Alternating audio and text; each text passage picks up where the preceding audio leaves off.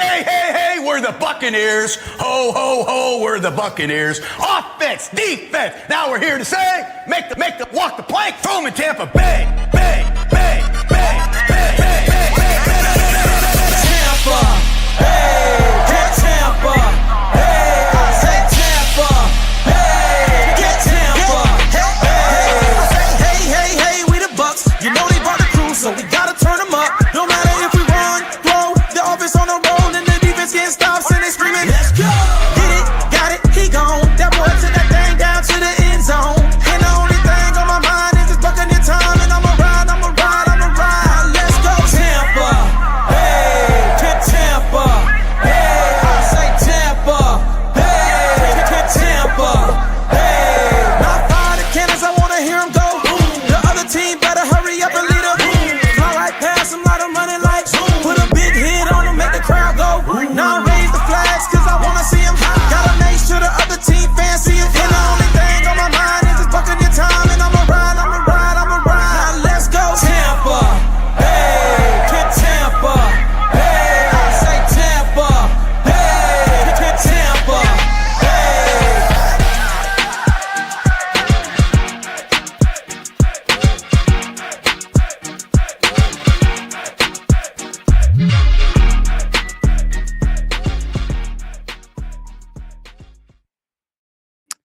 Buck fans, what's going on? This is Louis of the Frozen Pirate Podcast, and I'm being joined with my guest of the hour, Daniel Morales of Fear the Bay. Daniel, what's going on, buddy? We are clearly sitting at a lovely 4-1. How you feeling about that, bud? It feels great, man. This is a game that going into, when I saw the injury report on Wednesday and it had 16 players, I didn't feel too confident about this game going in.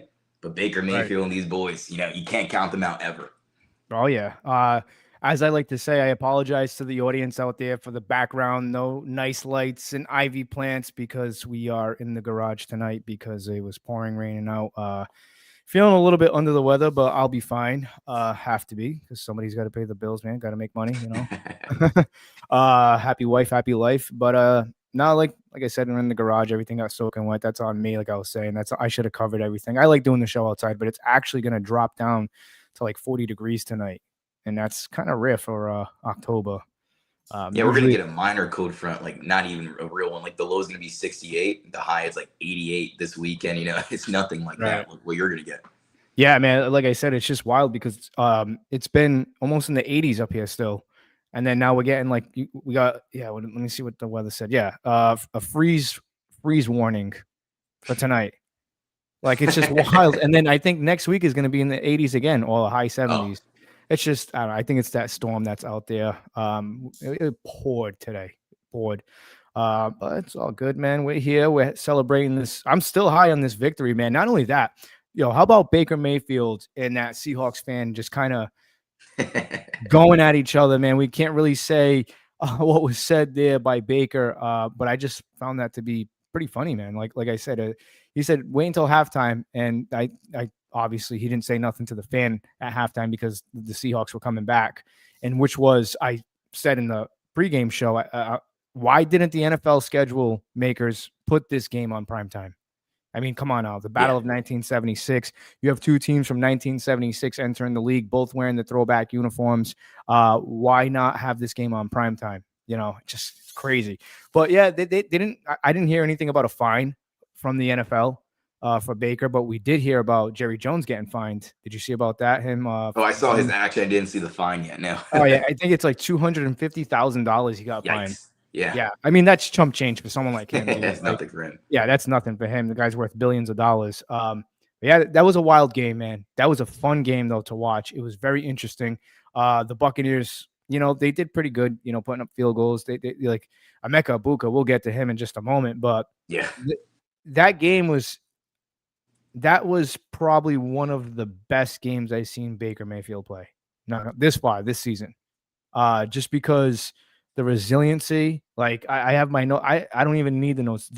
The game, the stats speak for itself. I mean, let's kick it off with Baker Mayfield. And don't worry, guys. Like we're pretty loaded up on this show. We got Ralph joining us at 8:30 for a state of the NFC South. The NFC South is getting a little bit interesting.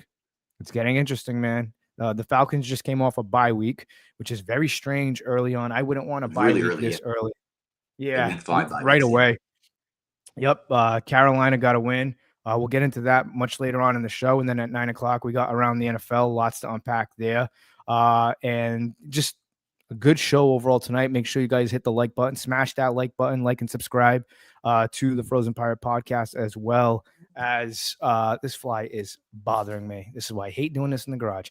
So like and subscribe to Daniel Morales of Fear the Bay on YouTube. A lot of good stuff there. And you can catch him every Sunday with Matt Matera on the Pewter Report pregame show, man. Well, not pregame. See, I'm thinking about I got so much going on in the brain, man. The game because day not show, only game day, and not only that, Daniel, would you like to do the honors? Do you want to tell everybody what's kind of going on coming up in December? Yeah, you just wanted the details here, but can we announce fully who's going to be hosting this thing? We can announce who's hosting. Yeah. There we go. Yep. Go ahead, man. So, we just can't announce who's going to show up, though. That's the only thing. You guys are going to have to wait for that. But Daniel, go right ahead. Take it away. Yeah, December 5th, 6th, and 7th, you're going to be down here in Tampa for the Tampa Sports Expo, man. It's going to be amazing. Our guy DJ Ups, he selected us as two of the guys who are going to be hosting this event. It's going to be amazing. We're going to talk. We can't reveal who we're going to be talking to, but we're going to be talking to a lot of former and possibly current great Buccaneers players and some other Tampa legends for different sports as well. Baseball, I can't really say much, but man, it's going to be exciting. It's going to be a great opportunity for the fans also to meet us, for us to meet those guys, those players, and get a chance to talk to them, get to know them on a personal level. But the fans, all the viewers, you guys can come out and meet us in person. We'll take any picture you want, autograph, whatever you want, man. Talk to us about football, life, whatever you want. It's going to be an awesome experience. But December 5th, 6th, and 7th, the Tampa Sports Expo at the Florida State Fairgrounds. I graduated at the Florida State Fairgrounds, so it's a return for me there. That's nice, man. It's cool, man. Yeah. It's going to be an extremely cool event. And if you want to add anything else here, please do so. I'm just so excited to do this because, like I said, for me, it's kind of a dream come true. A lot of hard work. I was asked to do this, and right away he asked me, "Hey, who do you want?" And I said, "I want Daniel Morales right on the side, man." Because, like I said, I feel like for us, this is so much. Like this means a lot, and it's not gonna just be any dull stuff. Like I think what we're gonna do when we talk to these people, I think you guys are gonna be. You guys are going to take something away from this, and you're going to be very much entertained with the show. I'm excited to do it. I can't wait, man. Normally I don't like to be like, hey, I can't wait for December. Never have I ever said that. But this year I'm like, I can't wait for December. I really can't wait just to go down there, unwind, and just get everything set up and get going with this. Like I said, the Tampa Sports Expo, this is going to be so awesome, man. Like I'm so excited, guys. If you can make it down there, get autographs. Like it's a good time, man. The last expo they had was a success. A lot of good athletes over there. Bucky was there. A lot of Buccaneer players were there.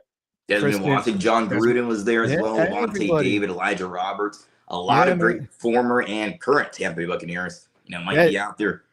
For the dates real quick, it'll be Friday, December 5th. That starts it off. It's going to be 2 to 8. So you make sure you appear for that. If you can't make it to the Friday appearance, go to the Saturday one. That's Saturday, 9:00 in the morning to 4:00 in the afternoon. And then Sunday, I'm not going to be able to be there, but you're going to be there on Sunday. That's going to be 10:00 in the morning to 3:00 in the afternoon. So again, December 5th, 6th, and 7th, the Florida State Fairgrounds, the Tampa Sports Collectors Expo. It's going to be an amazing time. Yeah, man. I like I said, I can't wait, dude. It's going to be fun, and I hope to see everybody out there, man. Like I said, guys, if you're watching on Instagram or anything like that, come on over to YouTube. Yep. We can see your comments from there, but I'm not going back and forth, man. Same thing with X. If you're watching on X, come on over. Any questions you guys have about the Florida State Fairgrounds and the Tampa Bay Sports Expo, feel free to comment, and we'll answer what we can. Mm-hmm. All right. Meanwhile, back at the Cove. Okay, here we go. Shout out to Tony over here. This is the week. So Tony is the owner of Craft Masters Barbershop. And 49ers fan, you said before, right? Yes, 49ers fan. Handicap bowl this week. I like how he said that, the handicap bowl this week. Surprising, they have more players on their injury report than we do. The Tampa Bay Buccaneers. That's Hey, you know wild what? to me. It's funny because when I did the post game show, right, and I was talking to people were filtering in, and then Port Richie Lou, I said, you know what the greatest takeaway from this game was? He goes, "What's up, brother?" I'm like, "The injury report. Let's read it off." I was like, "There are no injuries," and it was nice and it was reassuring to finally see us get in there, play a game. Nobody got hurt, in and out of there with a victory. Let's listen. It's never too late to celebrate a victory. Because again, this game meant a lot. And there's actually some rumors going around. I don't know if you heard about these rumors. There's some trade rumors that the Buccaneers might be interested in. We'll hold off on that. I don't know. Have you heard anything I about haven't it? heard anything yet. Okay. But I haven't looked much today. I've been a bit All right. busy. So, but Yeah. yeah. So let's get into it, man. I mean, the breakout player of this game, we all know it was Emeka Egbuka. He had a breakout game, 163 yards. Was it 7 catches? A On 7 touchdown. targets, all the targets he caught. Dude, like, he's the real deal. No, Like, Mike Evans, no problem. He will take over a game for you. is he wide receiver number 1? I mean, right now with Mike Evans out, definitely. Yeah. I think Chris Godwin getting that rust off and Yeah. Emeka's just shining. Man. I think he's wide receiver number 1. I mean, eventually this train is eventually going to start to slow down a little bit. I hope it doesn't. I hope it keeps going. But eventually teams are going to get hip to it, you know, and then they're going to start double covering him maybe. And then you know what's going to happen? Double cover him and Mike's back. And Mike's McMillan's back and possibly after the bye week. Somebody's going to take off each game. Yeah, man, that's what I'm saying. This team hasn't even peaked yet. Has not peaked. Very proud of Emeka Egbuka this game. I mean, like I said, not just him, the other guy there, I butcher his name all the time. Smith and Jigba. Yes. Jigba. Smith and Jigba. Both Ohio State wide receivers. They were Both, teammates. yeah. Unbelievable games are both. He's got a bright future as well. Seattle's got themselves a baller for years to come. But I was just very impressed with not only just Emeka Egbuka, Rashad White with a big game. And in the pregame show, I said, Rashad White's my X factor this game on offense because he's got to get going. He takes a little bit to get going. But I'll tell you what, throughout the game, he runs faster. He runs stronger. He really wears down and grinds down a defense. And like you saw there, he did fantastic. But the Buccaneers, like I said, they were right out of the gate, 13 points in the first half. You know, they did very well. Like I said, on all phases of the football. All phases of offense and defense. But what surprised me the most was Lavonte David started off not too good, missing tackles. There was one kind of just didn't look good. And then it's crazy because he had a bad game, and hearing Lavonte David and bad game in the same sentence is unheard of. But I think a lot, I was, you know, I'm, as you know, and a lot of people that follow the show, I'm busy on X on Sundays. I'm tweeting all the time. I seen a lot of people tweeting bad things about Lavonte. I didn't want to say nothing. I just said, man, that sucks. Lavonte missed that tackle. But boy, he may have slowed down, but the awareness of him is just unmatched. He caught that interception to seal that game because I tweeted out. I said, I don't like the fact that the Seahawks have the ball because I said whoever has the ball last in this game is going to win this game. I said that on the broadcast as well. Yeah.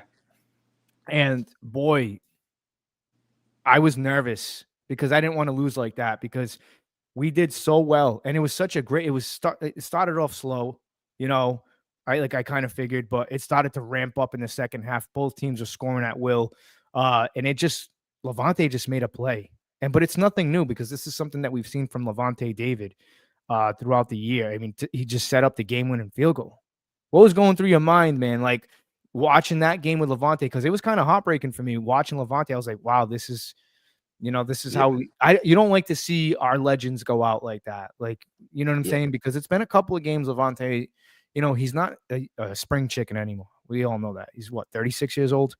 But just this is probably the last year as well. I think this is it.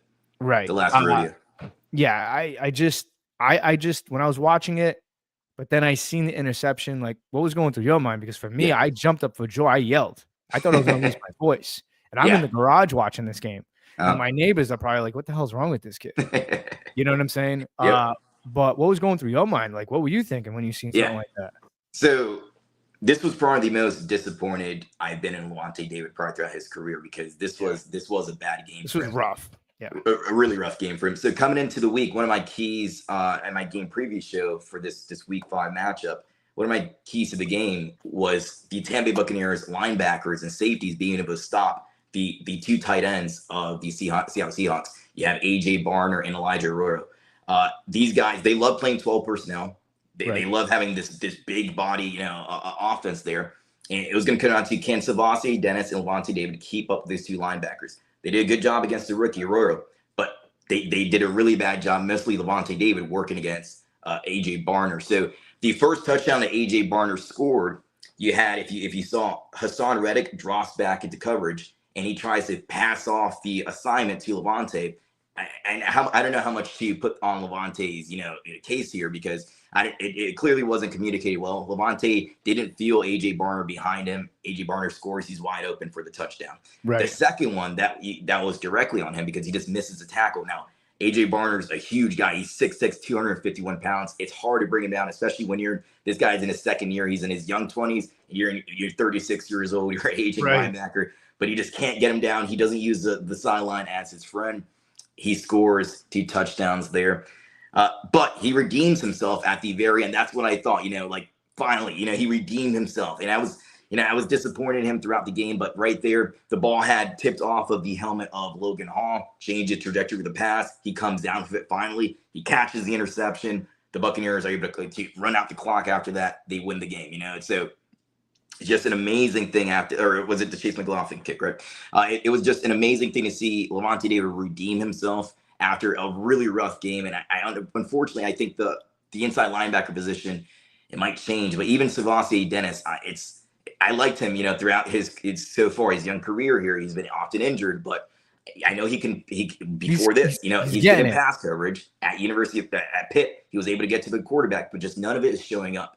And it's just like, how long can I continue defending this guy, before it's a little bit too late here, So inside linebacker is definitely a weakness for this team right now, because you have an aging Levante David, who is unfortunately, and I get heat sometimes for like that game for calling out Levante David, but you don't want to hear it. Objective. You have to be fair. I'm just calling it like I see. Unfortunately, he's one of the greatest of all time for the Tampa Bay Buccaneers. Oh, absolutely. But you got to call it like you see it. You can't just be completely biased here. He had a rough game. Yeah, this isn't 2021 anymore. This isn't 2013, 2014, 2015, 2012 is rookie year. This is the end of Levante David's career. I mean, he's slowed down a little bit, unfortunately. These kids coming out now, Dan, they're stronger. They're faster. 6'6", 251. He's trying to take this guy down. He just can't do it. Yeah, it's a different ball game now. You're not taking down guys like Geno Smith anymore. You're not, unfortunately. But he had a pretty good game, like I said. 5 solo tackles. 1 tackle for loss, one interception. This is the type of game I expect from Levante David. I expect, though, Savasi Dennis. I am disappointed with Savasi. I expect him to step up a little bit more. I think he will when the season continues to move on. But it was magical to see Levante pick that ball up and redeem himself at the end of the game, and set the team up. And that's what it's about. That's what it's about. Setting your team up, putting your team in field goal range, just so Baker Mayfield can run off the field and talk crap to that fan, which was pretty cool. Tony says here, can we talk about the toughness of Baker and Mac Jones? Both guys, no team wanted. Battle of the ugly sisters. And Sam Darnold, another guy. All 3 of those guys. Sam Darnold had just as good as a game as Baker Mayfield did, besides the late game interception there with Levante. Both of them played incredibly well. Let me get real quick.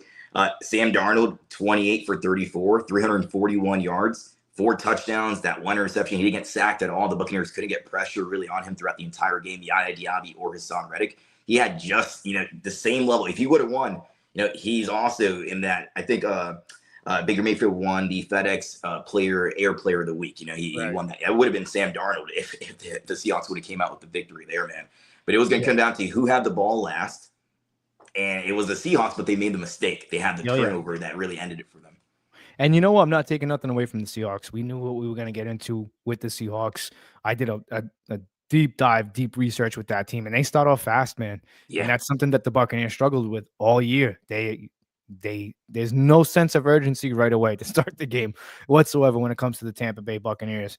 But I did find this to be a little interesting. If you take a look at like the MVP talk, I mean, you got to put Dak Prescott in there because the numbers are good. But when it comes down to MVP, if I had to call an MVP right now, it is Baker Mayfield. And I know a couple of weeks ago I said, hey, we need to kind of relax with the MVP talk because I feel like it kind of curses the team and it jinxes, like it becomes it's the like identity. The Madden curse. If you're on the front cover, you're gonna get injured, your team's gonna do bad. Let's get to the playoffs first, and then we'll stop. Let's not even worry about that. Let's let Baker Mayfield. We know deep down inside who the MVP is. Let's let his talk, or let's let his play do the talking for us. One thing that I'm very excited for and I'm proud of is that the interceptions with Baker Mayfield. We talked about this at the beginning, very beginning, keeping those interceptions down. He's got one turnover so far? Just one, yeah. Just one. So, and we're going into, I can't believe it already. It's like week 6? Unbelievable. It's going by pretty quickly. Dude, the season just started. Yeah. Jesus Christ. Shout out to Kate Otten. You want to know why? Shout out to Kate Otten because I won a big parlay on FanDuel because of him. I had a good feeling about him, and I don't like to do the gambling stuff, but I just had a good feeling about it, and I'm like, you know what? I'm going to do it. That actually reminds me, because I win on FanDuel, I like to donate a little bit of money. I like to give a little bit back. So I am going to make a donation again to, hold on. New meaning of fire haircut is what Tony says. Hold on. I am laughing. Your partner's hair looks like he's on fire. Oh, because your background. New meaning. All right, now I get it. New meaning of fire haircut. Daniel, why don't you elaborate to people? Because some people out there don't understand. I know why you have the fire going, but a lot of people don't know why. Why do you have the fire going? Yeah, just briefly, it's a Buccaneers fireside chat. So during the 1930s, FDR, he would do these fireside chats for the American people to listen in and listen to what's going on in the country. And he's trying to make the country feel a bit better too. Once I get in the future, I want to do an elite setup, but it's just a Buccaneers fireside chat. It's real chill. I like the look. It's not for everybody, but I like what I like. I like it, man. I like it because it kind of reminds me of I like what I like. It reminds me of Massachusetts because, like I said, we have the fireplaces and stuff. Yeah, I've seen you watch a preseason game with the fire, campfire out there. I love it. Yeah, that's dude. There's nothing that beats that. Actually, right now in Mass, this is the best time to start having fires like that. You get that autumn brisk air at night, and then the smell of the firewood. It's really nice. I like it. I was thinking about because we're going to be doing a show for Bucs Report called Saturday Night Kickoff. Well, it's in the makings. It's in the works. And I was thinking about hosting it live outside with the fire. That'd be cool. Like that. Awesome. To address Buccaneers Nation. I don't know. Yeah, I got a lot of ideas. I actually was supposed to do that this Saturday, but I just remembered we're going to New Hampshire. We actually have a busy Saturday. Yeah, we're going to New Hampshire to go to Spooky World. I don't know if you know what is Spooky World? Spooky World it's in Lynchfield, New Hampshire. It's about an hour and 40 minutes away from where I am. We're actually going to rent a hotel and stay up there. There's no sense of driving back. So Spooky World, it's the biggest haunted house attraction in Massachusetts or of New England. Yeah. There's like 6 or 7 different haunted houses that you go through. So in order to get there, you have to drive, obviously, park in the parking lot. And then there's a haunted hayride that picks you up. So when you're on this tractor, you're on this hayride, you kind of go into this thing and it's pitch black. And then they have like these pyro effects. And then these random people jump on the tractor with you. Excuse me. I think I've seen videos of this before. I think I've possibly seen that before. Yeah. Yeah, they just jump on the tractor with you. And then once you get in, there's restaurants, there's stuff where you can take pictures of.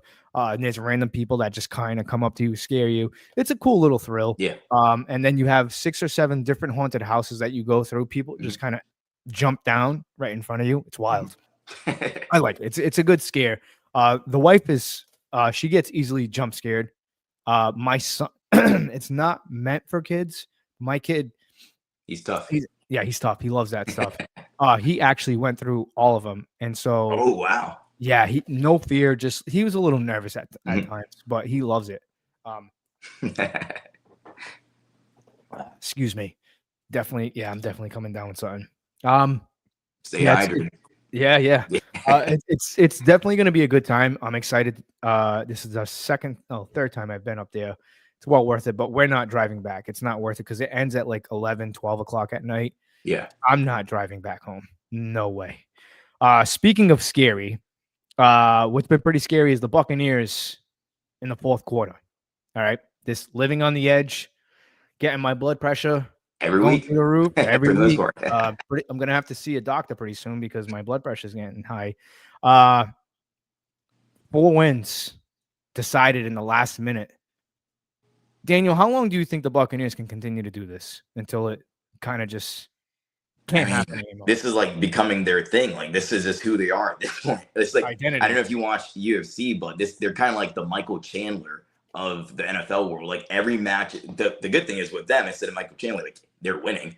He has these entertaining fights, but he doesn't end up winning them for the most part. But man, I don't know how long they could keep doing this, but they're doing this against good teams. Like for example, the Seattle Seahawks coming into that game, that Week 5 matchup.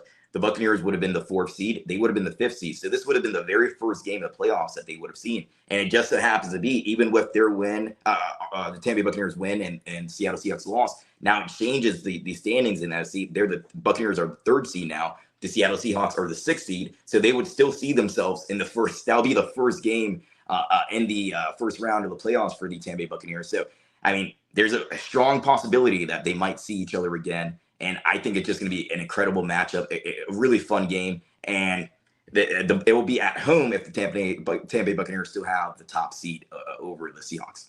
You know what's crazy is that there's a lot of potential. Yeah, with the win, they got the top seed over. With the win, you know, I was on a podcast Monday, and we were talking about some stuff. You know, there's a good chance the Buccaneers may see the Packers. They may see the Packers as well. How do you feel about that matchup? And this is way too early, but how do you feel about that? You think? I haven't done my deep dive into the Packers. I haven't been paying too much close attention to them. I know they're doing well. Micah Parsons, that trade has, for the most part, been working out for them. But I mean, the road to a Super Bowl this year they don't really have like top tier wide receivers. No, the talent right on offense isn't there. Sure. Jordan Love is good, but he's not an elite quarterback, or Baker Mayfield is the better of the two. But the road to the Super Bowl, you might see the Seahawks, you might see the Packers, you might see maybe the Cowboys, the Eagles. I think definitely at some point the Buccaneers are going to see them again. And hopefully it's like a 2020 callback where, for example, they got blown out. Now, they didn't get blown out this time against the Philadelphia Eagles. But remember that Super Bowl year 2020, the Kansas City Chiefs, they blew them out. I mean, you go see them in the Super Bowl, and they do the complete opposite, right? They blow the Kansas City Chiefs out. But it's going to be, this is the NFC. I think it's pretty good. And the Buccaneers are going to see a lot of great teams, but they're finding ways to win. Great teams find ways to win, even with all their injuries, no matter if Mike Evans is in or Bucky Irvin is in or Luke Gedeke is in. Or Jamel Dean and Benjamin Morrison on defense, right? They're finding ways, Kalijah Cansey also, you can go on and on and on. They're finding ways to win, and that's what great teams do. And they clean up for the most part those penalties. And they're playing cleaner. The offensive line, they have more chemistry, more cohesiveness. They've stuck together for 2 straight weeks now, possibly 3 straight weeks. We'll see. But at some point, Luke is going to get back. He's eligible to come back next week. So that might be a fun thing to see there against the Detroit Lions on Monday Night Football. But, man, it's good teams find ways to win. We talked about this a few weeks ago, right? The Buccaneers, they're not pretenders. You don't win these games in a few minutes if you're not contender, man. They're real. They're a real team to face. And if I was any other team in the NFC, I'd be scared to go up against Baker Mayfield and this cast of characters with Tampa Bay Buccaneers. Well, that's the thing. And let's kind of briefly talk about this San Francisco. I can't even talk today. Jeez, what's going on? This San Francisco matchup. You know, this is an interesting matchup for the Tampa Bay Buccaneers. I think this is a very winnable game. Tony's giving me some stuff right now. He's heckling me. Hey, why didn't you mention the 49ers as a possible playoff team? Tampa might play. Honestly, listen, Tony did bring up a good point at the barbershop. He said, listen, I'll admit it. We have an easy schedule. We do. And looking at the schedule, they do have a very easy schedule. I just, with all due respect, Tony, and I'll be there at the barbershop tomorrow for Cody's haircut. I just think that you guys are going to be one and done in the playoffs. That's just my opinion. I think the Niners are going to be one and done in the playoffs. There's a lot of injuries. They're plagued by a lot of injuries, like the Buccaneers. Some teams can overcome it, and some teams can only go so far. You know what I'm saying? Like the Lions, they were last year, unfortunately. Yeah. They could only go so far. Yeah. And, right now, the Buccaneers, I'm not being biased. I'm just going by what I see. I think they're the best team in the NFC. It's just my opinion. Even though that we lost to the Eagles. Yeah, even that loss to the Eagles, they finally had their two superstar wide receivers out there, right? Their two elite receivers, Devontae Smith and AJ Brown, who every week they continue to complain, right? So He's the Buccaneers have great wide receivers. You don't complain about the football. But they held them to, I forget how many yards, but it was definitely less than 100, definitely less than 75 yards. And also Saquon Barkley, he left that game with a 2.2 yard, per carry average. They contained their top three, offensive threats. I do think the Tampa Bay Buccaneers right now, they are the best team. And again, this is me. I like to be extremely objective. This is the best team right now, I believe, in the NFC. Baker Mayfield, definitely one of those Super Bowl candidates. If he's not leading that race right now, he definitely should be. You just have to continue playing the way he is. And again, we talked about the turnovers, only one turnover so far. He was tied with most in the league for interceptions with Kirk Cousins last year. He's definitely seems like, hopefully continues, but seems to bring that down. And he's taken also more shots down the field than he was before with the Josh Brizard offense. And they're not resulting in interceptions. Sometimes they're resulting in touchdowns to Emeka Egbuka or huge chunk plays down the field. So with this 49ers team coming up, what scares me, I just started this deep dive on them. What scares me isn't necessarily the players on offense or defense. It's the scheme. It's Kyle Shanahan going up against Todd Bowles. That's the biggest thing that scares me because it always seems like Shanahan knows how to defeat Bowles, right? And looking at Christian McCaffrey also, he's coming into this game with a 3.3 yards per carry average, which is so far the worst in his career. It's the worst since his rookie year. But as a receiving threat, he's been elite. His yard per reception average is 9.9 yards per reception, which is the top in his career. So two completely opposite things. So and he also has 25. I was doing the research today. 25.74% of the target share. He is their top receiving threat. They're going to throw him the ball. So this comes down to, again, Lavonte David, Savassi Dennis, working up against Christian McCaffrey and one of the safeties if he's around them, of course, depending on whatever Todd Bowles calls up. But he's their biggest threat. I'm not scared of him, in the run game. And the Buccaneers always do good for the most part, holding up against the run since 2019. But Christian McCaffrey this week as a receiving threat is what scares me. Sometimes they put him out there at slot as well. He's a threat this week on the receiving end for me. And going up against those two linebackers, inside linebackers for the Buccaneers, Lavonte David and Savassi Dennis, I give him the edge there. But we need one of those guys to step up, definitely. Oh, absolutely. And I think this is a good game for Savassi Dennis to really step up and showcase his ability because he's a thumper, man. He can hit. I want to see that. I want to see him lay somebody out, and I really do. I want to see a little bit of more aggressiveness. And I talked about that too. I tweeted about that with the Buccaneers and the Seahawks. It's kind of like, I'm like, well, I need to see Todd Bowles get aggressive. And he did. And that's what led to that Lavonte David interception. I mean, I know the ball doinked off Logan Hall's helmet, but still that was due to a pass rush. Blitz. Yeah. It was due to a blitz. This game with the 49ers, again, both teams are banged up. I think it's going to be Mac Jones out there. He's been really efficient for them. I think it's going to be Mac Jones. One thing that scares me, I'm sorry, continue. I know George Kittle is likely out versus the Buccaneers, so that's a relief because if you have Kittle in there with Christian McCaffrey, with Savassi Dennis and Lavonte David, that's what I would be concerned about. But now Kittle might not play this game or he's going to be out. This is my bold prediction for the game. The game is going to be won. The game's going to be won in the trenches. That's the big matchup, man. The big man, Vita Vea. I think he's going to wreak havoc for Mac Jones, in my opinion. That's my big thing. I think Vita Vea is going to be a huge X factor on defense, just because it's a different go around for me in this game. I'm fully invested that the Tampa Bay Buccaneers are going to win this game. I know in my heart they're going to win this game. Because no offense, Tony, but teams like the 49ers who are not doing so well, especially with injuries, I think they may be a little bit overrated right now. in my opinion, because I feel like their Super Bowl window has shut. You can have the easiest schedule all you want, but when you run into a team that's red hot like the Tampa Bay Buccaneers, those are good elite teams. Eventually, you come back down and you get humbled. It's going to happen with the Colts eventually. Yeah. I would like to say the same about the Jaguars, but I don't think I can. I just think that the Jaguars are pretty damn good. I mean, 49ers, their only loss it was to the Jaguars here. That's what I'm saying. I think the Jaguars are really, really good. Real quickly, what do you think? I know we're going to get off topic here, but what do you think the weakest part about this offense is right now for the Tampa Bay Buccaneers? Weakest unit out there right now. Well, right now it's the right side of the offensive line. Luke Haggard and Charlie Heck. Luckily, Luke Gedeke might be back next week if he's taken off IR. But you have to find your long-term answer at right guard. And who is that? Is that Luke Haggard? Is that Elijah Klein? Is it Michael Jordan, who's currently on the practice squad, but he's dealing with knee soreness? That is going to be an issue because you're not going to get Cody Mount back. He's done for the entire year. Yeah, he's done.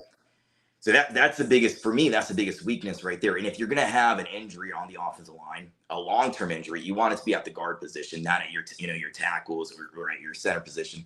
So that's the best, possible situation they could be in terms of a long-term injury on the offensive line, right guard. But again, they have to have one of these guys step up. And Luke Haggard had a little bit of a better game than he did the week previously to that against the Philadelphia Eagles.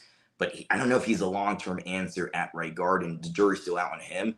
But somebody needs to step into that role, whether it's him or Klein or Michael Jordan, step up and command that spot, take over that spot. And there's no more going back and forth after that. The remainder of the year, you're going to stick with that guy. It takes one of these guys to step up and have, a series of tremendous games, but it starts one game at a time. And whoever's in there this week, do a great job. And maybe that job is yours moving forward. He's got to stack, consistently great performances week in and week out. And it's going to get a little bit easier when Luke Gedeke is in the lineup. So, you have more help right now because Charlie Heck we know that he's not the greatest offensive lineman. There's a reason why he's bounced around from team to team to team. He's been a journeyman offensive lineman so far.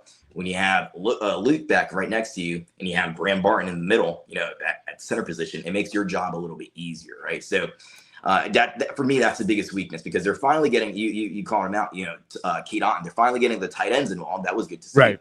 Yeah, Emeka Buka, the wide receiver position, even with Mike Evans out and McMillan out, they're doing fine there. Bucky's out, but Rashad White can step in, and like Todd Bowles says, they don't have a wide running back 1 or running back 2. They have a 1A, 1B with Bucky Irving and Rashad White. And the Seattle Seahawks defense throughout the first 4 weeks of the season, they didn't allow a single rushing touchdown. He came in and he had a stiff arm, rushing touchdown in there. Right. And he had another one later on in the game as well. So, to me, the right side of the offensive line, but more specifically, the right guard is the biggest issue for this team moving forward on the offensive side. Yeah, I agree with that. I've been seeing a lot of things kind of going around, and this is kind of intertwined with the Baltimore Ravens because I believe the Baltimore Ravens are looking for help. And Ralph. Oh, I've seen this one. Okay, I know what you're talking about. I'm going to bring in Ralph because he actually brought this to my attention. Let's get into State of the South with Ralph. Ralph, what's going on, brother? Yo, what's happening, fellas? What's going on, bro? What's going on, man? Man, I can't call it.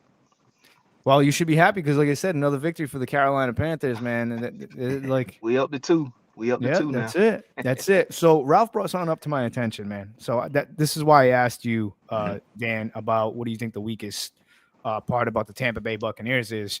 A lot of people are talking about, why don't we see the tight ends get involved, yada, yada, yada. So Mark Andrews is a name that's kind of floating around for the Tampa Bay Buccaneers, being that he was Baker's college teammate, from what I understand.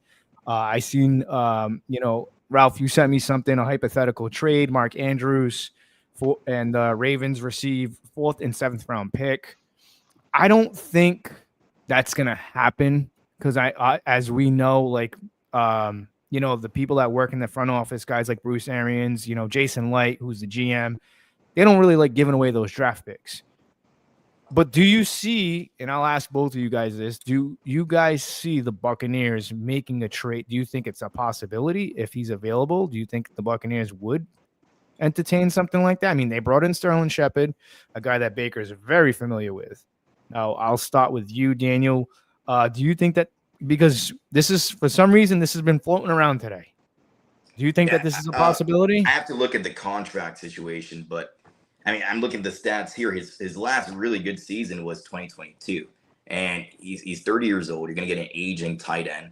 Jason Light loves his draft picks. You see what he can do with a 7th round draft pick like Tez Johnson, but also just I don't know if you should trade up draft capital when Josh Broussard hasn't shown consistently that he can utilize the tight ends in the passing game as well. They've been mostly blockers, right. And Todd Bowles has talked about one of the reasons why Cade Otton has been so much of a blocker early on is because you got a guy like O'Keefe who broke his lower leg, of course, early in the season. He's out, so he's taken on more of a blocking role. He's being asked to do stuff that he did earlier on in his career, being more of a blocking tight end rather than a receiving or a possession tight end.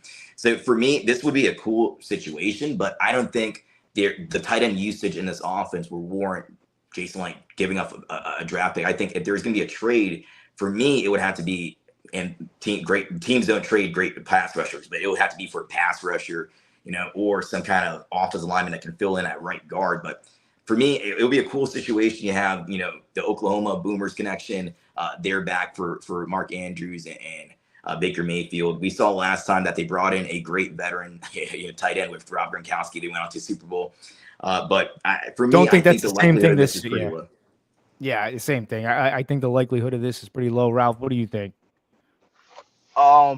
If I were y'all, I would probably go for it. I wouldn't go for it right now. I would wait till it get closer to the trade deadline. That way you could probably, instead of giving away 2 picks, you can just give away 1, maybe a 6th round or something. Because I think Mark Andrews, if I'm not mistaken, I think he'll be a free agent at the end of the season. So it's not like y'all gonna be tied up long term with him. If it works, it works. If it don't, you're not tied up long term with him. And you would be a free agent next year. Yeah. You know what I'm saying? Baltimore, they not going nowhere. So they really can't be picky. You think their season's done?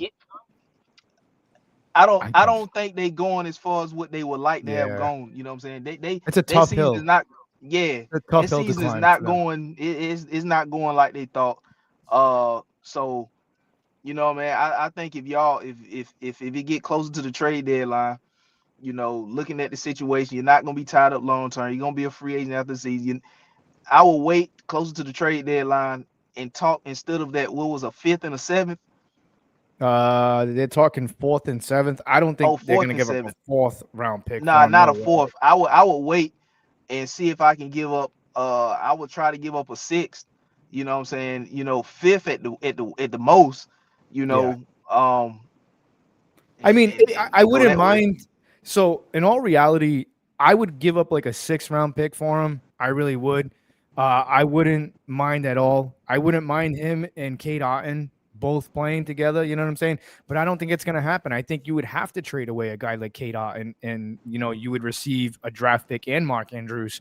The Bucs would want some type of compensation because Cade Otton. And again, let me repeat that for you Buc fans out there before you guys take my words out of context. I just said, in order for that trade to go down, if you're going to trade Cade Otton for Mark Andrews, the Ravens would have to compensate us with a draft pick as well. I mean, I don't see.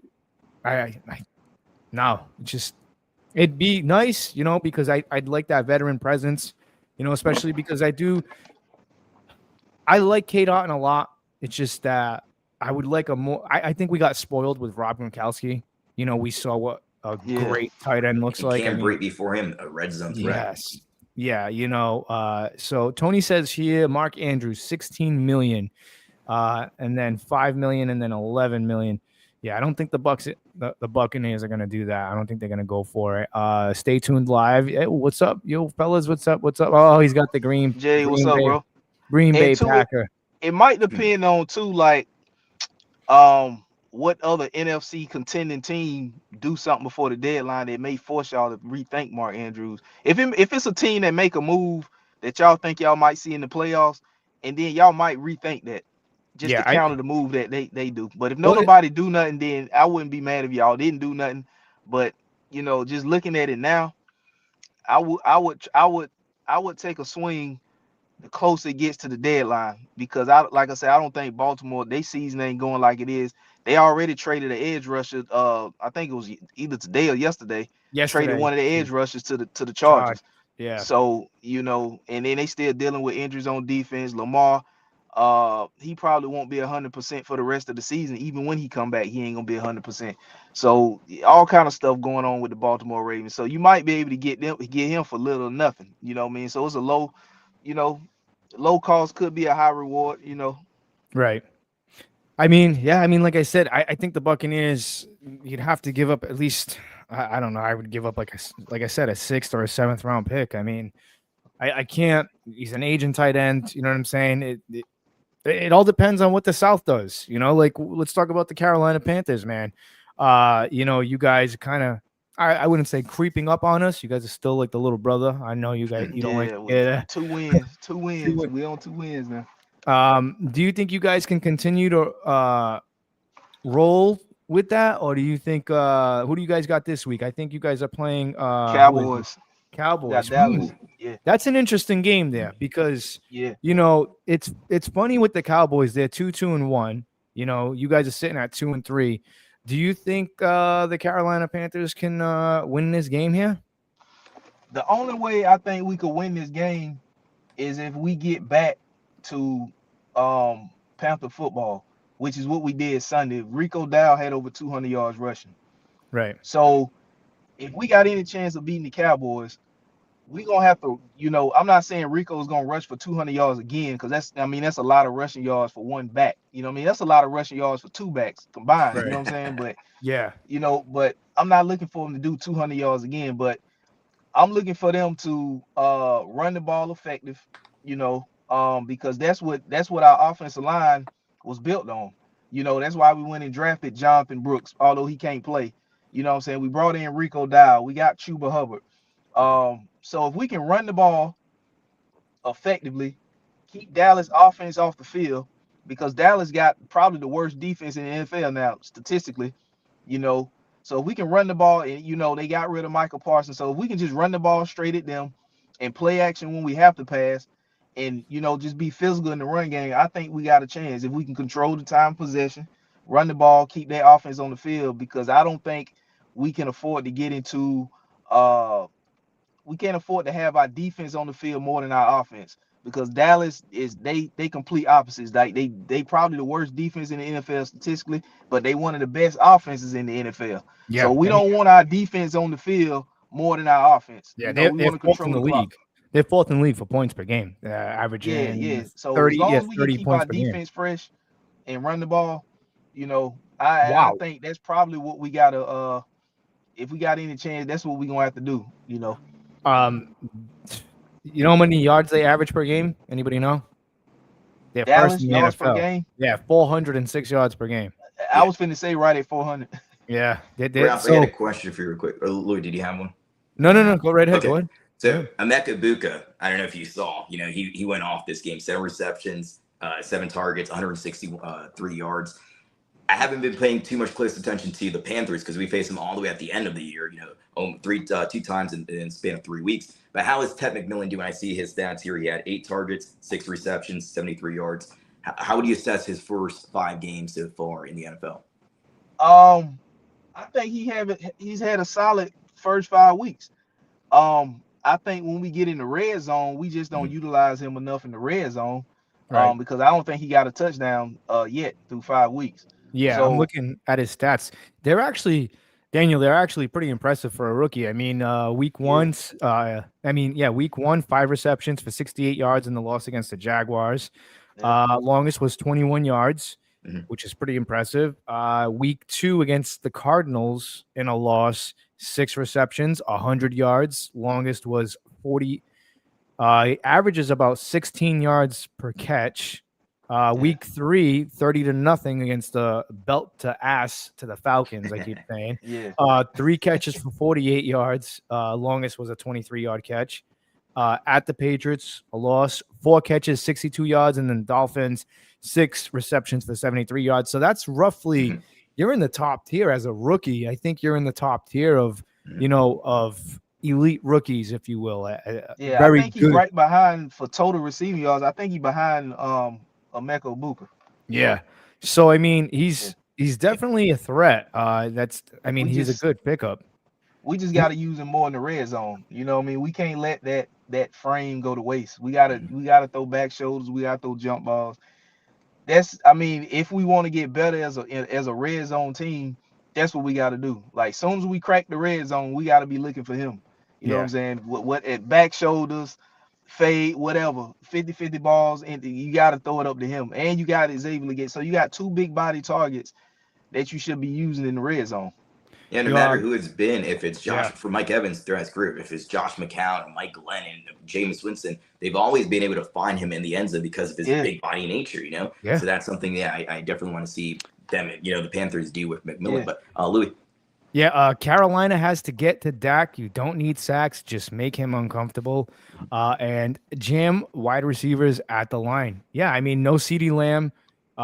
So I think I seen something interesting now because we play a lot of zone. Mm-hmm. You know what I'm saying? We play a lot of zone defense. And Dak so far this season has been killing zone defenses. Yeah. So you know what I'm saying? I don't know how much of that we gonna change up, but we primarily play mainly a zone. 1,300 passing yards for Dak so far. Yeah, so that's what I mean by I want to keep the Dallas offense off the field as much. I want to do just enough to move the chains, but when we eat up the clock, I don't want to always kick field goals. I want to get in the end zone because with that high-powered offense Dallas got right now, it's just a matter of time before they count and get in the end zone too. So field goals ain't gonna do it. Once you go down the field, you know, I don't mind a field goal off a turnover because that's almost like free points. You know what I mean, off a turnover. But if we go in the length of the field off a kickoff and we controlling the clock, I don't want to run 8 minutes off the clock and settle for 3. You know what I mean? You got to get 7 out of that. Right. Let's move on to the Atlanta Falcons. So they're going to be wearing their throwbacks in this game against the Buffalo Bills. The Bills, man, coming off a loss against the Patriots. And we'll get to around the NFL in just a little bit, Jamie. I know I see you in the back there. We're just doing State of the South. I actually picked the New England Patriots to upset the Buffalo Bills this week, and they did. I was off, so that was the only bet I didn't hit this week. So I took the Patriots in an upset. I took the Patriots. I picked under. I think it was. Saints. Did I take the Saints? Yeah, I did take the Saints. Yeah, you're right. Saints too. I did pretty good this week. Hopefully, somebody wrote all this stuff down. I think it was supposed to be me. I can't do all of it, man. But the Patriots, I did. So I took the under because I was looking at the game. So I actually put this bet in early on in the game, and the game was like 6-3. I thought it was going to be a low-scoring game, so I took the under. I think the under was like 38 or whatever. They winded up with what I think it was lower than that, but I didn't hit. But it was no big deal. I called the upset. But the Atlanta Falcons are at home, throwbacks against the Buffalo Bills, who I think are pretty pissed off. And you know what? I don't care what anybody says, especially when it comes down to the NFC South. Divisional games are the toughest games to play on your schedule. Yeah. Hands down. You could be 13-1. And the worst team in your division will knock you off and throw an L on you. So with this game coming up, I want to get you guys' input real quickly because you got the Bills who are coming in. They're averaging about 30 points per game right now. They're third in the league. The Atlanta Falcons, not so much, 19 points per game. They're kind of struggling. And a lot of people had high hopes for the Atlanta Falcons. Michael Penix sitting at 3 touchdowns, 3 interceptions with a 62% completion rating. What's you guys' take on this game? For me, I'm going to have to go ahead and just take the Buffalo Bills here because I think the Atlanta Falcons are going to really start to I think they're going to start to fizzle out a little bit now. Ralph, what do you say? We'll start with you. What's your take on this game? You know, it's in Atlanta. It's prime time. What's your take on this game? I'm gonna take Buffalo in this game. I think like you said, I think Atlanta's going to fizzle out. You know, they almost fizzled out against Washington. You know, in that last home game. You know, if it was a few more minutes left, Washington probably would have, you know, tied the game or won it. You know what I'm saying? Right. So I don't know what the deal is with Atlanta. It seems like I don't know what they need, what they missing. It seems like they got 2 edge rushers in the draft that's starting. You know what I mean? You know, 2 first-round edge rushers. So I don't know what Atlanta's problem is. I don't know if it's the coaching. I don't know what it is. You know, because now the question was them not using Pitts right, but now it seems like Pitts getting more involved in the offense. Drake London in the offense. They got Bijan Robinson going.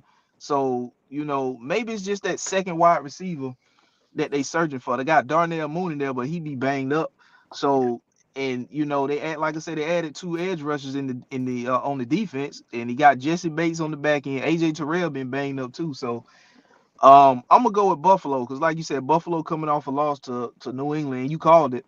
Yeah. Even though the game in Atlanta, I'm Prime not time gonna too. I'm not gonna bet against Buffalo losing 2 in a row. Yeah, same here. Because Especially Atlanta being the team that the second team they lose to. So I'm gonna take Buffalo to bounce back. yeah, I can't see Buffalo. Guys, I can't see Buffalo taking 2 losses. One to. I think Buffalo is a team where they're trying to run away with the AFC right now. Like they want home field advantage throughout the playoffs. They don't want it to be close. They don't want it to be close. They want to seal the deal early, get home field advantage. Daniel, what's your take? How are you feeling about the Falcons, man? Because like I said, this is a team that everybody was hyping up. I said, this is a team we got to watch out for because the past traumatic experiences that we faced with this team, unfortunately. What's your take on this? How are you feeling about the Falcons? I have to bounce out of here in a minute, Louis, but I have the Buffalo Bills as my early Super Bowl pick for the AFC. So I have them in. I had the Ravens. Game. Yeah. Oh yeah, but they haven't. All the injuries I'm done. hurt them this year. But the Chiefs haven't been doing so good as well, of course. Right. But this one's a pretty simple one for me. I know they're coming off that New England Patriots loss, but like you said, those division matchups are always tough. Like for example, no matter how the Panthers are doing at the end of the season, Buccaneers see them 2 times in 3 weeks with the Miami Dolphins breaking up that the 2 games there. I have the Falcons losing this game, going to 2-3. We were talking about them early on as that team that was going to be competing against the Tampa Bay Buccaneers. It hasn't worked out that way so far. Possibly, let's see what happens with the Panthers and the Carolina and the Dallas Cowboys. Maybe they take that notch as the second ranked team in the NFC South. We'll see how they continue there. But yeah, overall, I have the Bills winning here. But Louis, thank you as always for having me. Absolutely, on, man. I appreciate you. I appreciate you too, Ralph. Man, it's always great to I love getting all knowledge on the Panthers from you, dude. Because since we faced them at the end of the year, I haven't been paying too much close attention to them. But it's great to always. I like to learn about Ted McMillan here and how you guys aren't utilizing. It's pretty good. That's information that's really useful, man. That they're not utilizing him in the red zone because I know since early on, and if you remember Louis, Mike Evans' rookie year when they went to the Cleveland Browns, right when he was facing Johnny Manziel, they used him in the red zone, of course. Right. The money, the Texas A&M Johnny Manziel. Johnny Football sign. But even with the Steelers game that first year too, man, they would always connect with him in the end zone. He's going to get his 1K yards every season, but also he's a red zone threat. And Ted McMillan, they should use him in the same exact way. Now, is it an issue, real quick, Ralph, before I leave, is it an issue that Bryce Young just can't hit him with those, because you have to do fadeaway shoulder passes. Can you just not hit him in the red zone? Have they attempted to, or there's not even Dave Canales is not even calling up those types of plays? Man, to be honest with you, I would like to see if you in the red zone and you got Ted McMillan, I would like to see him roll the pocket and get the ball to him. I don't mind an overthrow. You know what I mean? Because if you overthrow it, then it won't get picked, incompletion, live to see the next down, and take the points. You know what I'm saying? Or either Ted McMillan gonna go up and get it. So I want to see him kind of roll the pocket. If that's the case with Bryce, roll the pocket and get some misdirection with Ted going in the direction that the pocket is rolling. And whatever you got to do to get the ball to him, you know what I'm saying, in the red zone, we need to start getting 7 instead of 3. Yeah, if he gets a one-on-one matchup, you hit him with a back shoulder fade, something in the red zone. I love that, man. All right, but thank you guys for having me on, man. I got to go. I got to head out real quick. All right, appreciate you as always, Louis, man. Thank you. Man. Absolutely. That's where you can find, no problem. That's where you can find Daniel Morales of Fear the Bay, as always, joins us here. Subscribe to the Frozen Pirate Podcast also, guys. Subscribe. Thank you, guys. Absolutely. No problem. That's Daniel Morales, man. Like I said, you can find them on YouTube, Fear the Bay, and there's his Instagram, his X, and his YouTube channel. Daniel's a good dude. All right, let's bring in this gentleman here, this guy. This guy, I've been making him wait a little bit. This guy right here. Hey, Tampa Bay. What's going on, buddy? Well, it's the best week of the year for Bears fans. Yeah, there you go. But never mind that. You got the NFC South over here. we're like on top of the world, buddy. You got Baker Mayfield, who is Yeah. trash talking fans and backing it up. That was backing it up. awesome. That was awesome. dude, that clip was so good. You know what? I seen something funny this today. And you know, if you look at the history in the past, 10 years of quarterbacks that the Buccaneers have had, you take a look at we had Jameis Winston. We all know how that went, crab legs, eating W's, and quite the entertainment. And then we went from Jameis to Tom Brady drinking tequila at the Super Bowl parade, that personality. Now to Baker Mayfield. It's been pretty exciting, the type of quarterbacks that we've had here. But I mean, Baker Mayfield is by far my favorite quarterback thus far for the Tampa Bay Buccaneers. I love Tom Brady, love what he did for the Tampa Bay Buccaneers. Believe me, I help us get to the promised land, get a Super Bowl. But throwing that Super Bowl Lombardi trophy to the tight end boat, that was probably the most important catch of Cameron Brate's career, catching that Lombardi trophy. I would not listen. That Hillsborough River, I think Gronk probably would have dived in there to go grab it, but I mean, I don't know how deep the Hillsborough River is. I don't think there's anything you could do to have stopped him. No.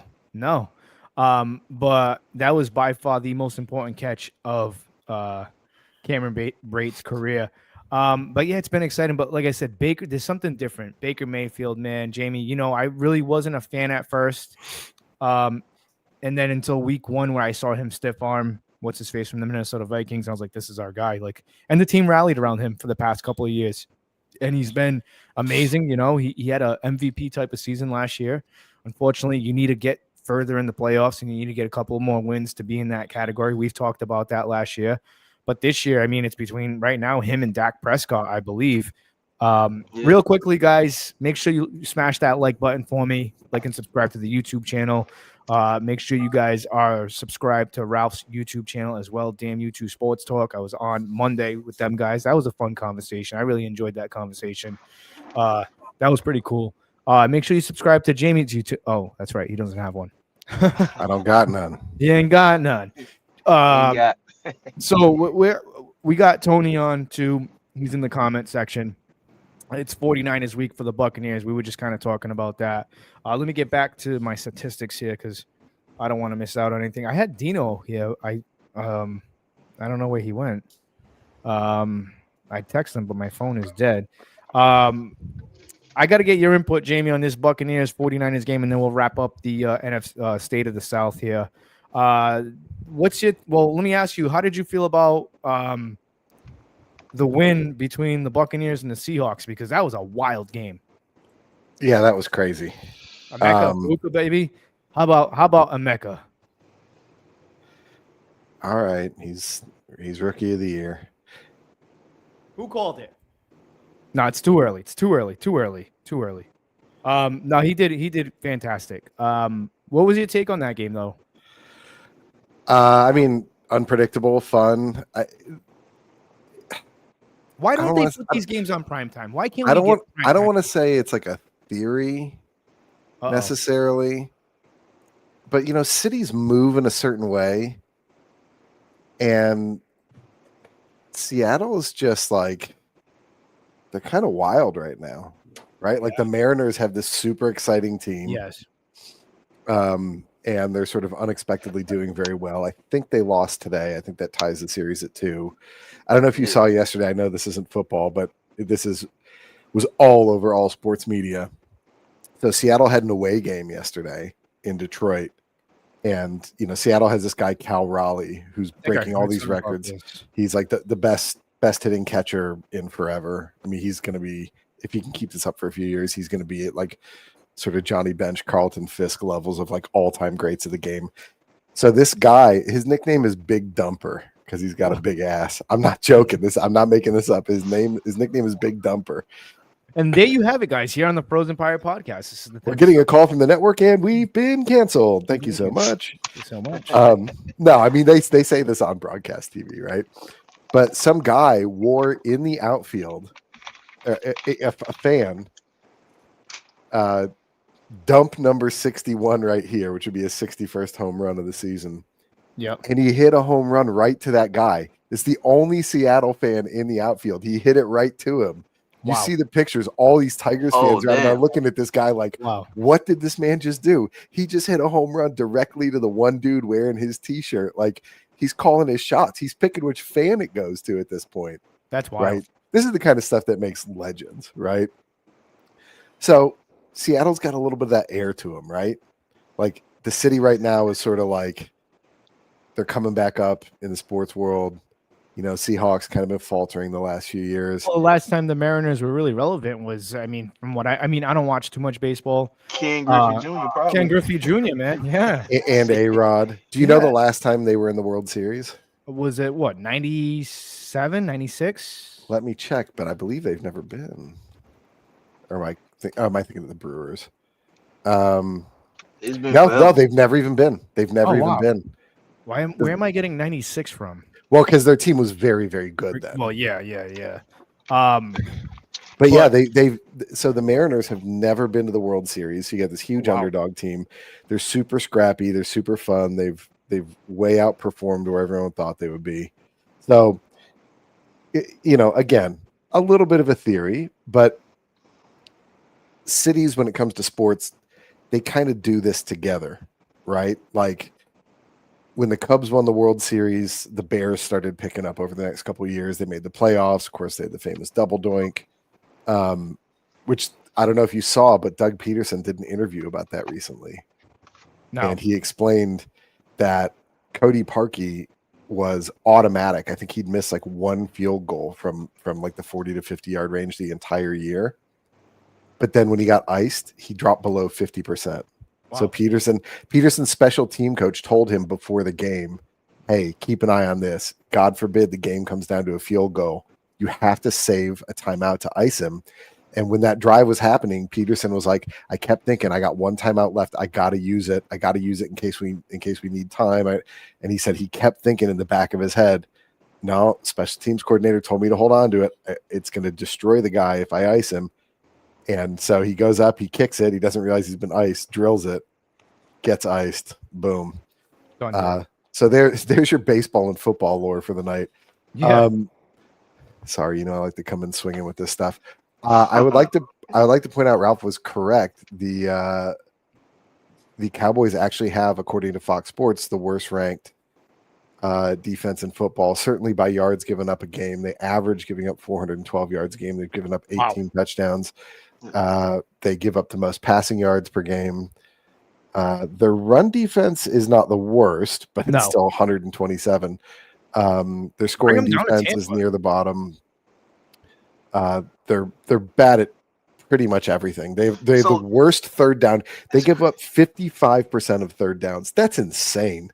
Wow. How weird. The Bears have the highest third down defense rate. That's crazy. Which is also losing crazy one player made that much of a difference. Damn. Well, yeah, and some of those stats for sure. But then, what's even crazier is you think the Bears have the best third down defense in football, and they played the Cowboys, who, you are also correct, have the best offensive football. That's crazy.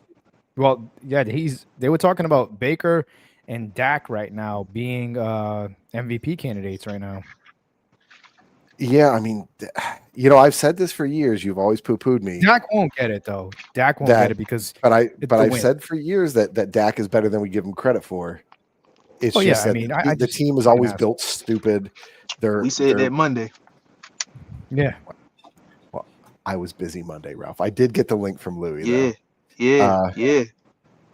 Dak has been underrated for years, and it's because their contracts are all structured stupid, including his. Right? It's not just not everybody. It's not just CD's fault and Parsons' fault or whoever else. I mean, they do things like make a guard the highest paid guard in the history of football, and then he's out for the season. Right? Yeah, they do things like they say we don't have the money to pay Micah, and then they turn around a week later and pay. I mean, I can't even remember his name, Greg something or other. He's a very good guard, but like. The optics of you saying we can't do it, and then making it personal. Fuck, it's a business, man. Like, right. Yeah. Dino and I signed our lease for our Alexandria restaurant tonight, and some lady started really ticking us off. But we both looked at each other and we said, you know what? It doesn't matter. You got to get the deal done to do what's best for the business. If we can do that for our little mom and pop restaurants, Jerry Jones got to figure out a way to take his ego out of a $1 billion sport, right? Yeah. Well, he's He not won't. going to. He's going to. He won't. He absolutely. Nah, he won't. He's proven repeatedly he's incapable of it, but Yeah. he should. Let's do a deep dive here on the upcoming games this week. Like I said, we're starting to see now the teams who are really becoming really good teams. Like you look at the Jacksonville Jaguars. Did I not call this, Jamie? We could do a whole episode just about the Jags, man. What a game.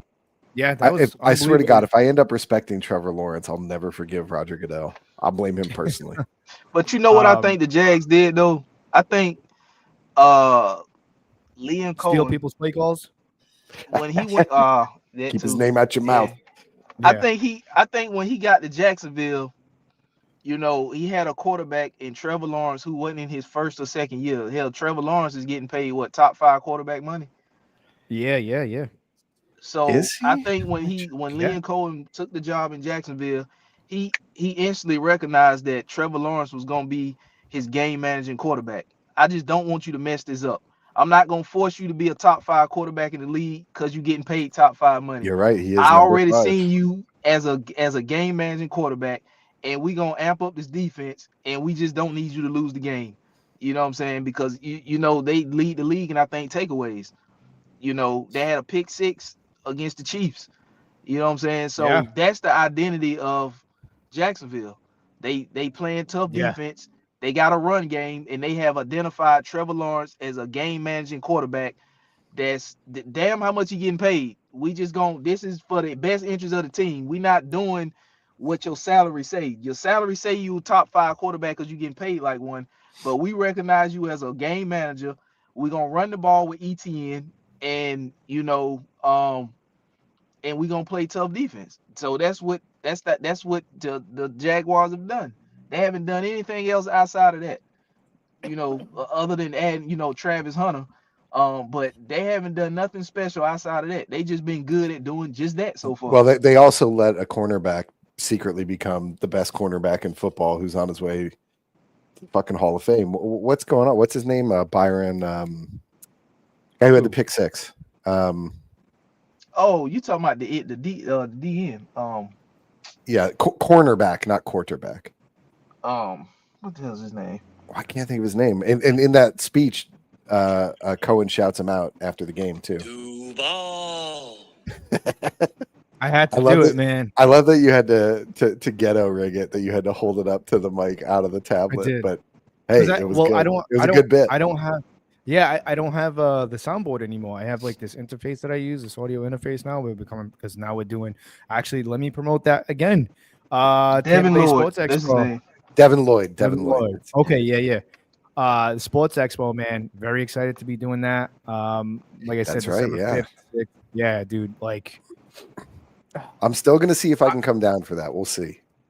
Yeah, because like I said, it's gonna be me and Daniel. But if you want to come down Sunday, we're gonna be interviewing some players too. I can't say who. I'm gonna wait for DJ Ups to announce that on Monday. Like I said, once he announces who's gonna be there thus far, and I think you guys out there, those of you out there listening, you guys are not going to be disappointed. I promise you. And this is like I feel like a kid right now on Christmas, man. This is going to be a very cool opportunity. Like I said, I'm going to wait until he releases all the names out there. Then I can really, I'm going to stop promoting the hell out of it. Cause like I said, and I guys, feel free to come by the booth. We'll be there. Jamie, hopefully you can fly down there and accompany me as well. That'd be pretty cool. I might come just do like an overnight, pop down one morning, hang out, spend the night there, and then fly back home the next morning. I still got the 2 little kids, but I want to talk about Liam Cohen a little bit more, only by way of talking about Duval. Play it one more time, please. It's so good. It is. It's growing on me. The community. Duval. Oh. God, it gets better every time. I've probably listened to that thing over 100 times. So yeah, I got the most satisfying text today. The guys that I go to a game with every year. One of them sent a video. Man, you guys are hydrating tonight. Well, I'm a little under the weather right now. Dude, everybody is. Our whole house is sick. Working, I was Um, working in the rain, man. I Oof. don't know. I get like that sometimes when I work in the rain. I start to come down a little bit like a cold, and then Very it passes. Like, Portuguese. Very Portuguese. well, tomorrow, like I'll wake up, I'll feel like crap a little bit, but then like once I eat like a banana and an orange and kind of drink some water, I'll be fine. So anyway, the boys, one of them linked the Liam Cohen post game speech, and he said something to the effect of, "Damn it, Jamie, you told us to wait and see on this guy, and he was going to be legit. I hate to admit you were right." And I would not know this if it wasn't for this podcast and my burgeoning Bucs fandom, because otherwise I would have been like, who's this 1 year OC guy? He didn't know shit. With half face. But I tell you, man, you watched the post game, locker room speech, right?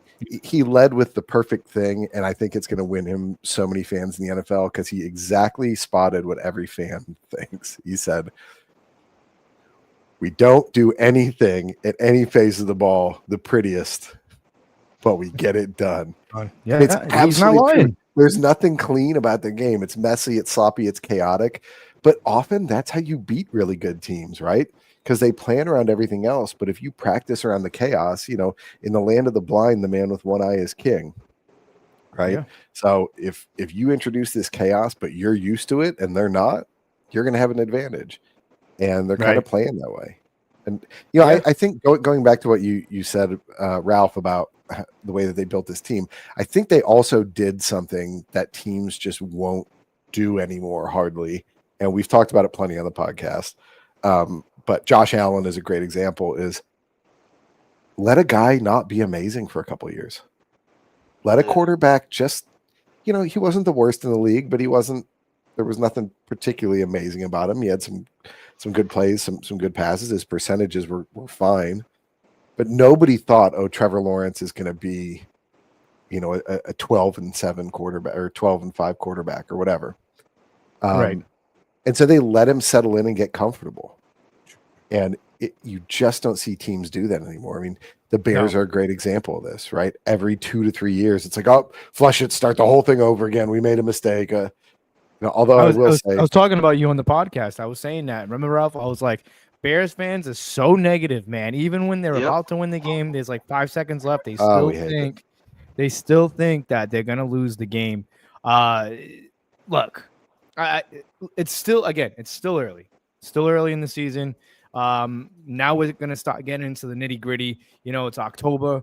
I think the injuries for the Buccaneers are kind of on the back end now. I think that's old news.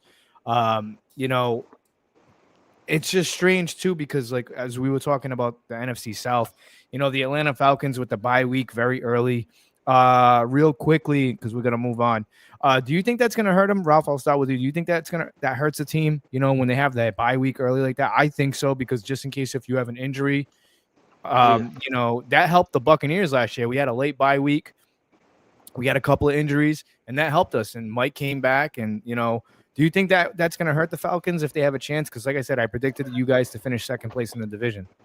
I think it'll hurt the Falcons. I don't think it'll hurt all teams, because some teams, like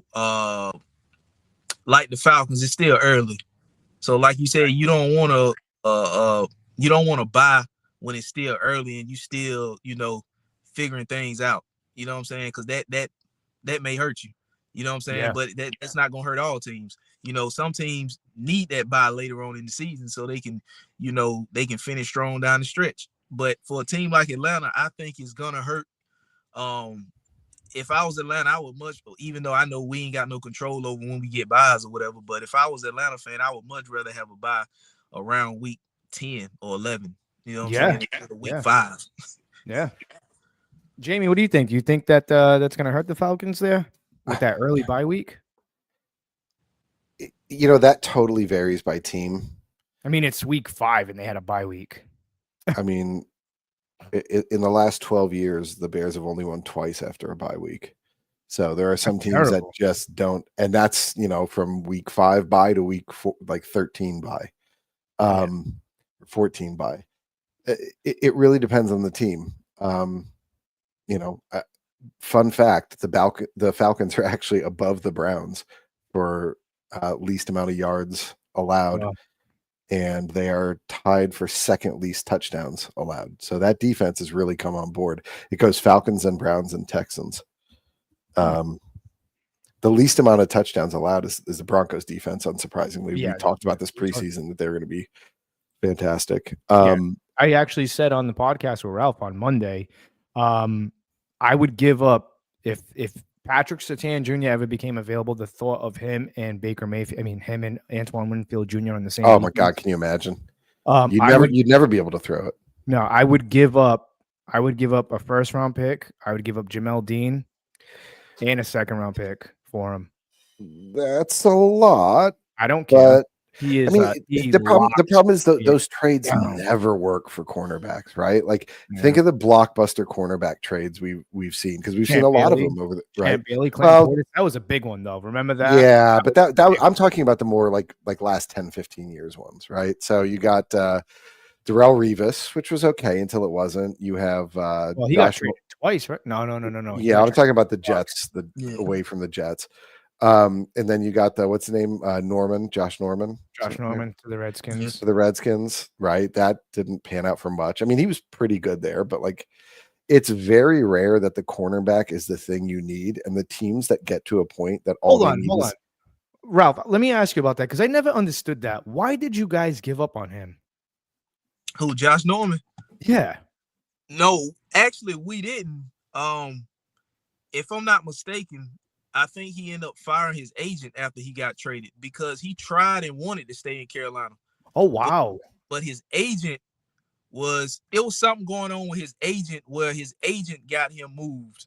You know, it was one of them things where the team was negotiating with the agent, and the agent was telling Josh Norman something different than what was being negotiated with the team. Wow. So when he found that out after he got traded, I think he parted ways with his agent. You know well, yeah, you bring up a good point, because they rescinded their franchise tag, which is weird. Yeah, he wanted to stay in Carolina. Wow. You know? And they didn't trade him. They rescinded the franchise tag and let him become an unrestricted free agent. Yeah, you got to fire your agent over that shit. Holy cow. Wow, I didn't even That's know good that. lore. That was 10 years ago, though, so good memory. Yeah, I didn't. I wanted to keep him because he was really good. Guy that we drafted and we turned him into what people know as Josh Norman. I loved watching him and Odell go at it. That was awesome. I got fighting twice. Yeah, man, that was good football. Man, to me, that was two competitors going at it. I liked it. You know what I'm saying?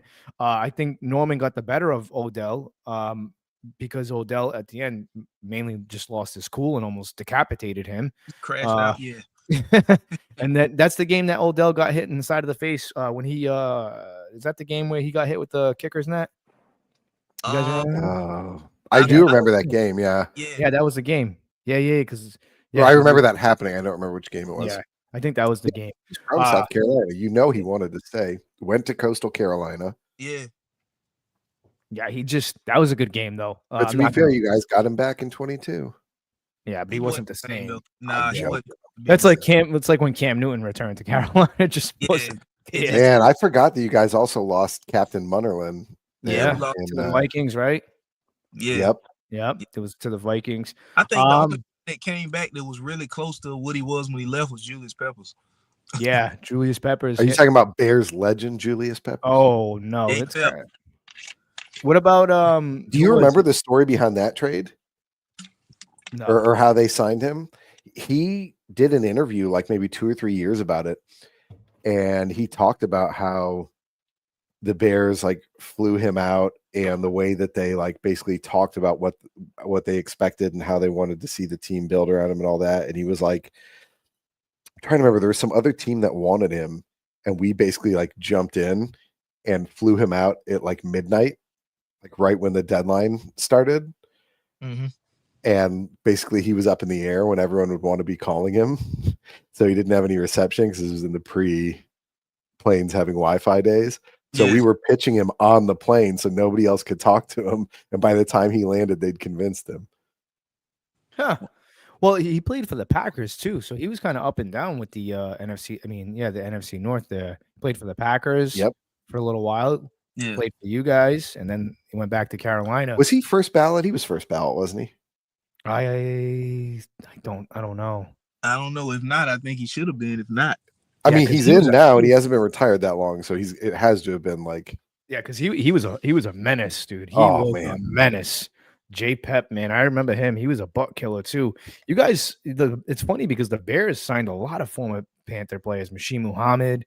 we done a lot of business with Chicago because we got Greg Olsen from Chicago. Yeah, and I don't know if you know about this, but we traded you guys a first overall pick that became Bryce Young. Did you know about that? I mean, we gave you PJ Moore, gave you. Yeah, he was first ballot last year. Yeah. Okay. All right. We got week 6. Can you guys believe it's already week 6 of the NFL? Seems like the NFL just started last week. Yeah. Well, I'm in a daze after Bears bye week. I've been so productive. He goes, I've been so productive. Dude, me and Dino have signed 2 new restaurant leases. All I need is the Bears to take a week off. My job takes off. Do you right now? Don't bother. He's a mess. What? I'm just giving him shit. He was fishing all day today. He caught some beautiful brown trout. Do you want to go over the games for the upcoming week? We have time, or do you have? I was in the newspaper for Burrillville, Rhode Island. So we found some artifacts, some old historic artifacts in the ground. No way. What'd you find? So we're doing a dam restoration in Burrillville. I'm not on the job anymore. I just got off that job this week.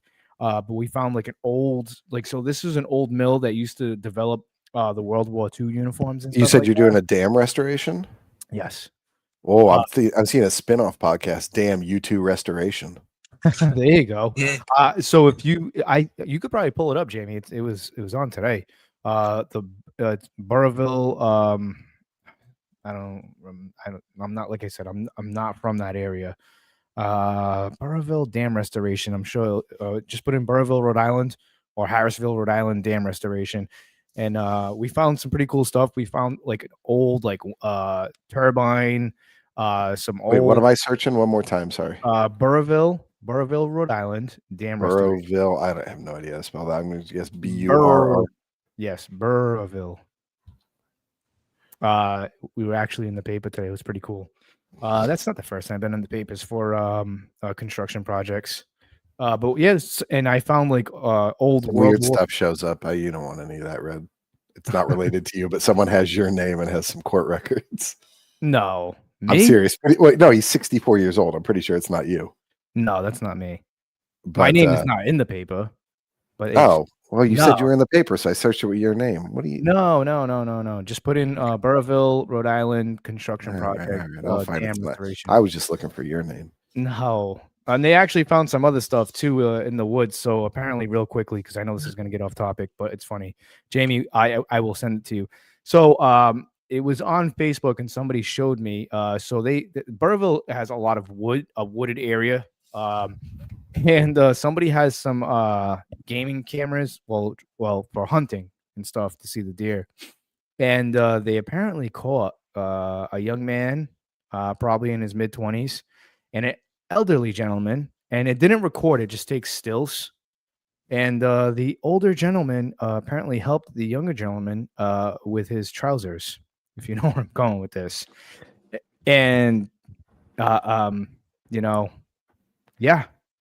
And Louis was that younger gentleman. You never know what direction life's going to take you. This guy.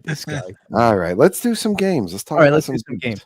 So my notebook with the stuff in it is upstairs because I was going to do the podcast outside, but I tried starting a Google Doc and I gave up because I hate it. It's a lot of work, isn't it, buddy? Huh? The problem is I already do a lot of work. All right, so here we go. Let's do week 6 predictions. Well, you don't want to go over the games of last week? I mean, we can do that real quick. We got time, buddy. In fact, that'll give me time to set this. Beautiful. There you go. So last week was an interesting week of football. Yep. Again, a lot of upsets in the NFL. Lots of upsets. Hold on here. I'm trying to pull all this stuff up as well. This tablet, I think it's time. I'm about to smash it. Or I could just give it to Cody. and have him get aggravated with it. What's going on here? It froze. Of course it would. Why wouldn't it? Let's go week 5. Why are you not pulling up? Bear with us. Bear with us. One moment, please. Please hold. Your call is very important. There we go. All right. So week 5. Week 5. You gotta love this podcast. Some days it's great, some days it's not. Week 5 in the NFL. What was the biggest upset for you, Jamie? I mean, outside of the Patriots and the Bills, which I predicted. What was the biggest upset for you this week? Oh boy. Well, the Vikings and so I mean the Texans Ravens wasn't an upset per se, but the fact that it was a 34-point victory was wild. Yep. The one that actually, I know, again, not like an upset technically, I was a little shocked that the Saints won. Broncos Eagles didn't surprise me. Titans Cards didn't surprise me. You know, we talked about the Titans Cards right last week. We said like, yeah, the Cards should win this, but who knows who's going to show up, right? They're a weird team, and I will say that my initial take on it was echoed by a lot of sports journalists, which was that was the game that tells you it's time to blow that team up. You know, because it's not like the Titans played well, right? I mean, the Commanders blowing out the Chargers was a little bit of an upset. Yeah, it's kind of like the Chargers. We see this every year. They look fantastic, and then they start to decline. And then they do this thing, yeah. Yeah, and the Commanders are a very good team, but they were faltering, and it was Marcus Mariota too at that. So I mean, Jaden Danielson. Sorry, he was back. But Mariota has played well as a backup the last few years for them. It's not like, you know, Drake. The Patriots Bills didn't particularly shock me. In fact, I thought about taking the Patriots in my pick'em league just because I took them. You know, it's a division game, and so fun fact in Buffalo.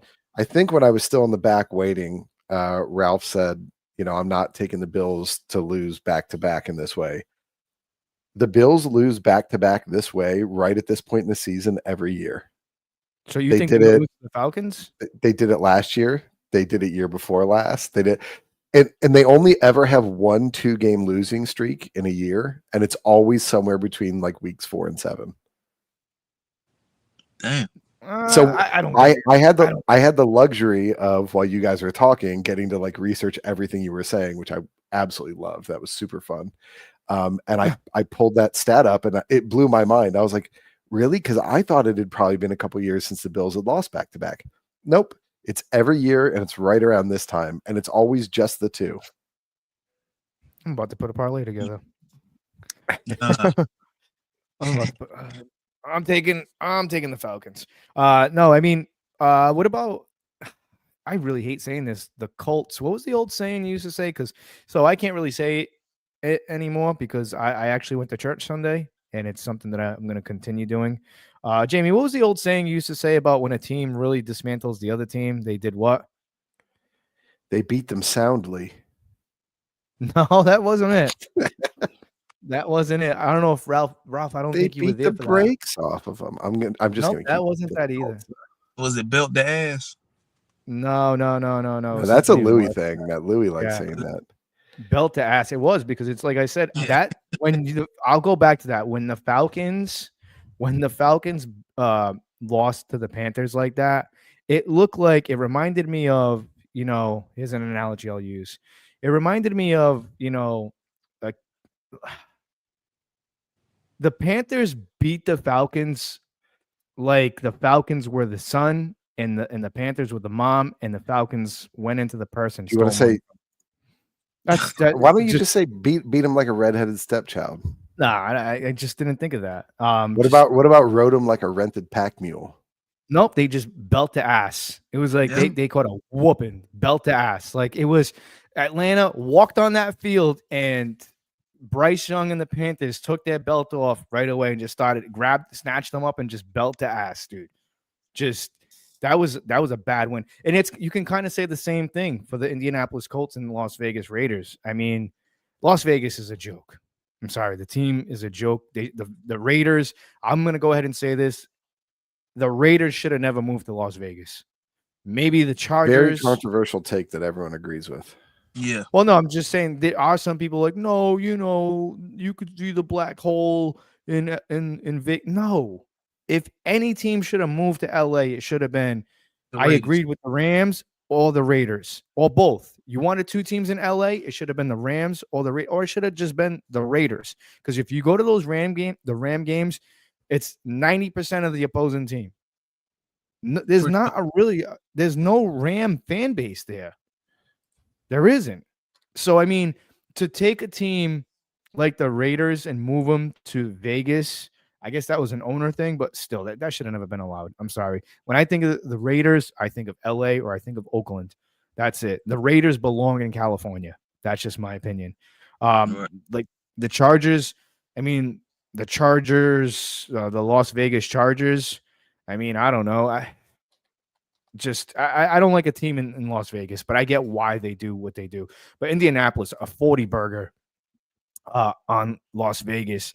What's the problem with Vegas? What's the problem with the Raiders, man? It's an embarrassment because this is an iconic team. And arguably, I think they got some of the greatest uniforms ever, that black and silver. What's the owner, Mark Davis? It's him. Yeah, Do you think it's him or do you think it's his haircut? Oh man, that's everything.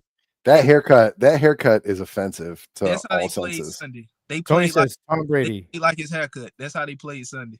That's what Tom. They played ugly. Yeah. They trained as hard as his barber. Yeah, Stan, after screwing over St. Louis, Rams don't have fans anymore. That's true. That's a great point, Stan. That is absolutely It's correct. a valid point because, they ran that team out of there. I forgot what it was. Jamie, you probably would know. What was it that they ran that team out of there for? They just couldn't afford it, or what was the situation there? I don't even know why they moved the Rams back to LA. They should have just stood in St. Louis. It was a stadium issue, but oh yeah, that's right. But either way, I don't think they had to. You know what I mean? Right. 40-6, that's demoralizing. This is supposed to be a team that's honestly, Ralph, we talked about this Monday. There's just some teams that just can't snap out of it. You take a look at the Atlanta Falcons, 28-3. That is still, it's like a dark cloud that continues to hang over their head. They've never really recovered. And I'll bring an old one back. Shout out to Stan. Dare I say, the Tampa Bay Buccaneers, when they put belt to ass against the Oakland Raiders in that Super Bowl, the Raiders have never, ever, ever recovered from that Super Bowl loss. They've never really had a winning season. They haven't done anything since. It's terrible. I think it's them, the Jets. Who else? Cleveland. Cleveland was good until they got rid of Baker. I don't understand what they do when they draft. Like, yeah, I don't understand like what their logic of drafting is. You can't even look at the Raiders and be like, well, I see what they're trying to do. They're trying to start here and they ain't gonna work from here. They just got players and putting them out there. They don't really have no foundation. They ain't got no identity. Not building around something. Yeah. And see what area they good in. You can't even look at the team and say, okay, well, I can tell what they starting here and give it 2 years and this is what it's going to be. So Tony is correct. That is the perfect breakdown of what happened. I should point out a conflict of interest. I'm a massive Arsenal fan for soccer, and Cranky owns Arsenal, and as bad as he's been with American sports teams, that's how good he's been with Arsenal. They are amazing, and they've been spending crazy money too. Yeah, and he's made the women's team competitive. So I think you kind of have to do that, otherwise the Brits will run you out of town. Well, I think I remember Malcolm Glazer. He owned Man United. I think he still does, right? Yeah, I think so. Yeah, I think it's the Glazer family. Yeah. New York is in big trouble, and I'm talking about both New York teams. The Jets. I still say, look, Aaron Glenn. I'm not going to fire that guy because listen, it takes about 7. It's not his team yet. Yeah, it's not his team yet. Not his identity. He inherited a lot of those players, but I'll tell you one thing. You're paying Sauce Gardner $30 million, and you let Emeka Ibuka shit on him that week. One-handed catches. You're making $30 million a year, man. You got to play better than that. What's really interesting about that team is that he is considered to be one of the better defensive minds of our Minded, yeah. time. And they have one of, if not the most talented defense. When I'm Yeah. talking about just raw player talent at almost every position, they could be a little stronger at linebacker, but their secondary, their line, like they beat you all over the field on defense. And they're just not. In fact, this is the first team to ever go 5 weeks without a single takeaway. Wow. Yeah. That's insane. I'm not saying Super Bowl era. I'm not saying in the 2000s. This is the first team to ever go the first 5 weeks of a season without a single takeaway. And if I told you preseason that there's going to be a team that goes 5 games without a takeaway to start the season, the Jets would be in like the last 3 teams you would guess. Wow. Right? Because they were forcing fumbles last year. They were getting picks. It's just weird. It's very odd considering what his identity is as a coach for them to be failing in that way. Yeah. Again, it's just it's rough watching them play because I think Aaron Glenn is better than that. But then again, you don't really have. I mean, to me, it's just the offense don't really. They have one of the best rushing offenses in football this year. They've been close. I mean, the 0-5 is a lie. They could be 2-3. Yeah, and that would be about what we would expect from them, right? Like I think 2-3 would be fair. Maybe if he wasn't dancing on the sideline like a buffoon celebrating too early. Okay, excuse me. No, fuck that. That dance was awesome. That dance was awesome. I want to read you a quote about Justin Fields from. Do you follow Mike Tanier or Tanier? I think it's Tanier. No. Tony says Jets never gave Saleh a chance. I 100% agree they shouldn't have gotten rid of him. I don't think they didn't give him a chance, but I think they should have given him another year or two. Yeah, I mean, what was the reason why they just weren't performing, right? They just weren't performing, and it's New York. Well, Aaron Rodgers too was kind of like.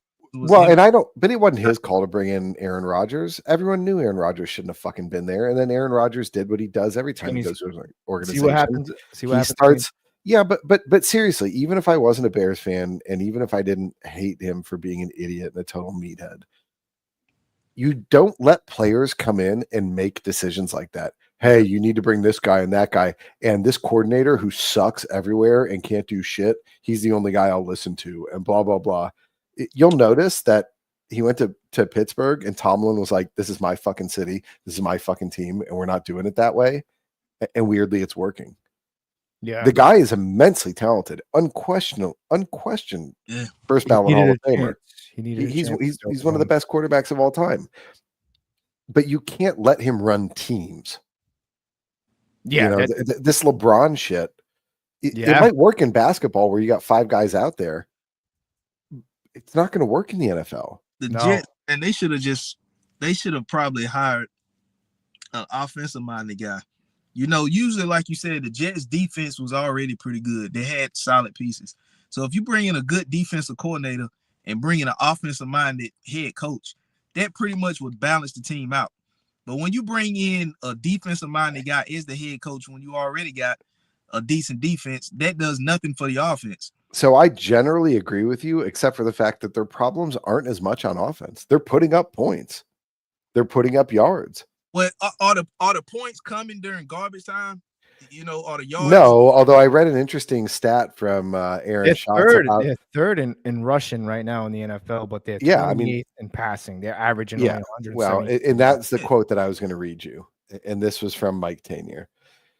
Justin Fields remains breathtakingly talented. He's a diligent worker and righteous dude, but he still searches for his second read the way my wife searches for her car keys before she's had her coffee. Damn. Wow. Damn. Are they on the coffee table? She checks or are they on the kitchen table? She checks the kitchen table. I'm going to go back and check the kitchen table again. And it's the absolute truth, right? And this was his problem with the Bears. He held the ball the longest of any quarterback in the NFL for like 3 years straight. There were spells where he was like second, but I mean, his average was like 3.6 seconds. It was crazy. And what he does is he checks a read, he goes somewhere else, and then he goes back to that read again. He doesn't go through progressions correctly. And I don't know. I mean, Tanier continues in the article and he basically says the best thing that could happen to him at this point is that he figures it out around the time Geno Smith does. And that's his ceiling right now. And I probably agree with that. Like I think at this point, he's one of the more gifted running quarterbacks of our time.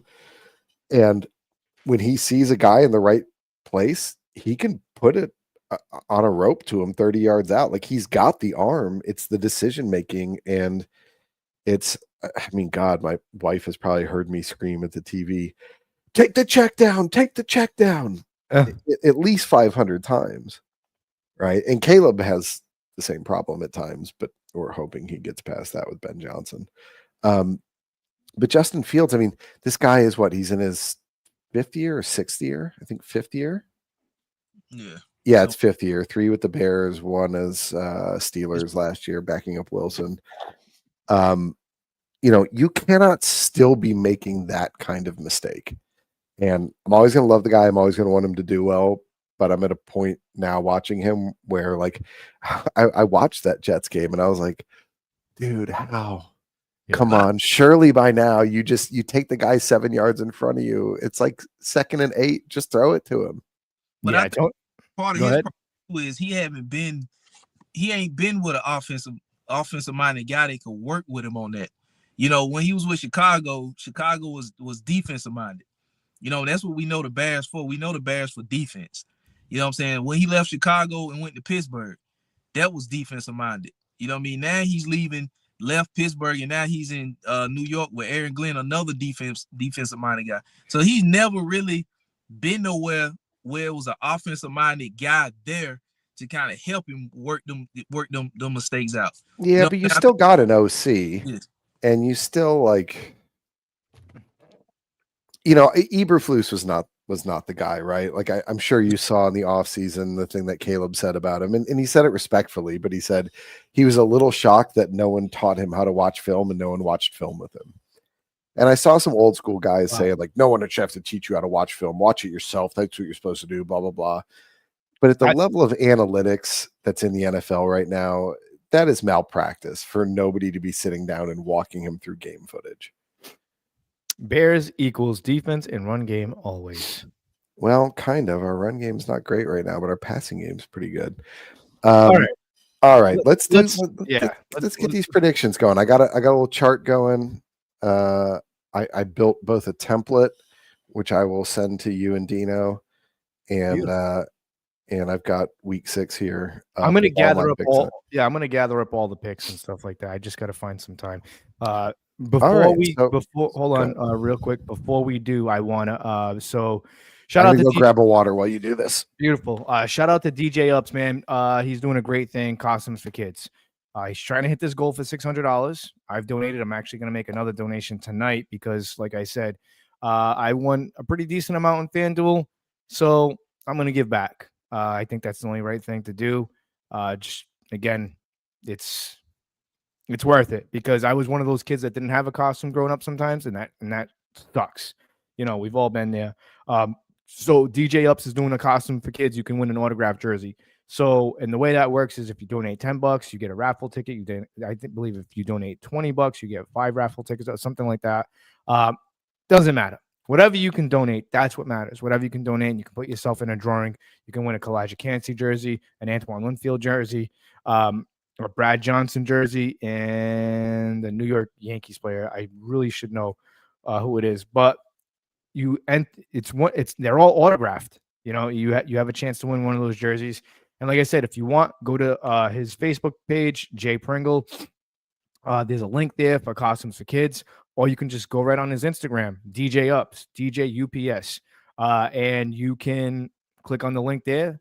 It's literally, it takes 5 minutes of your day, man.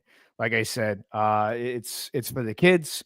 He's trying to reach that goal. He's almost there, and he's going to announce the winner of the free jersey giveaway for an autographed jersey on October 17th.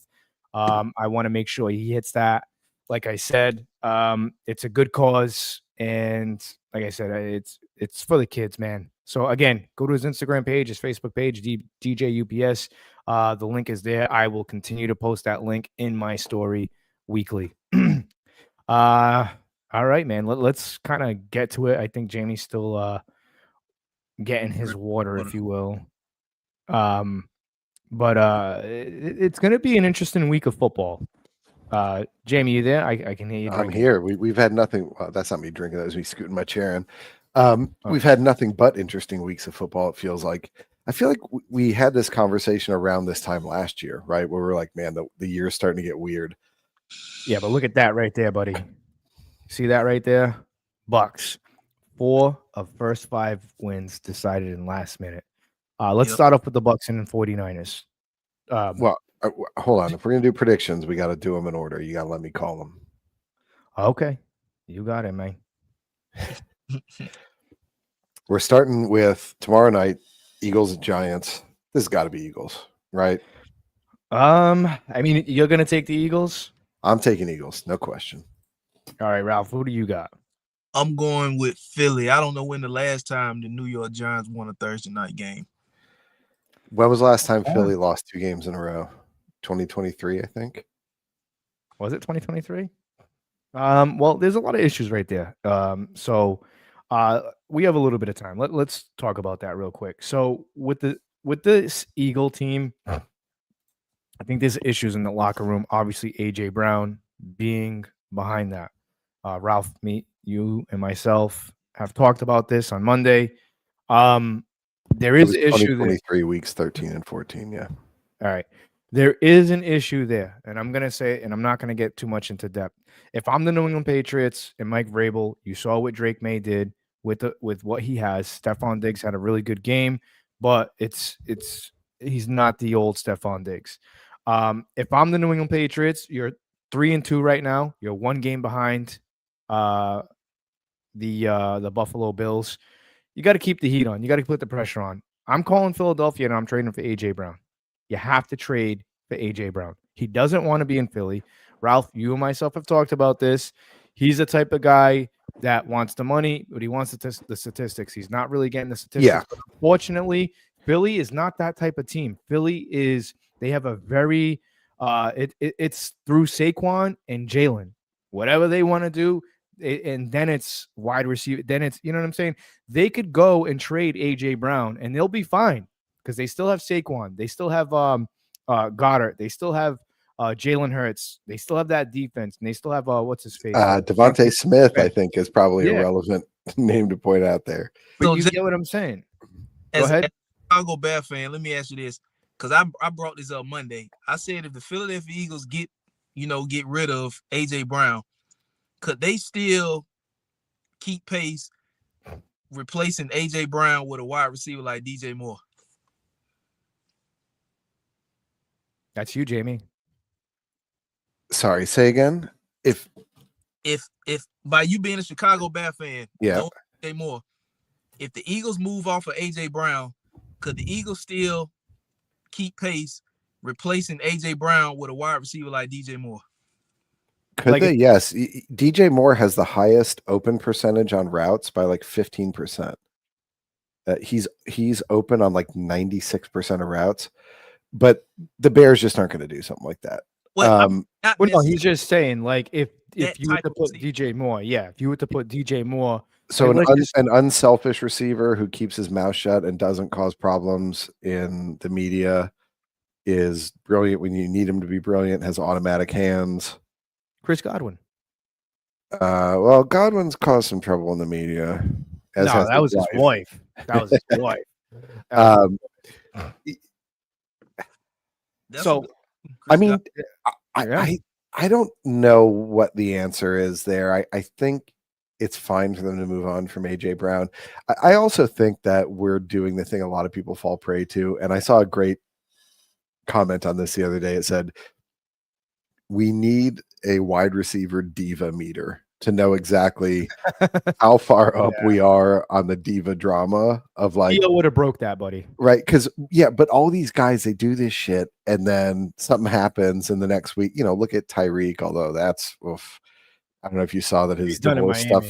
Yeah. Well, he might be done in the NFL. His divorce stuff got unsealed. That's bad. And Really? I'm a former attorney.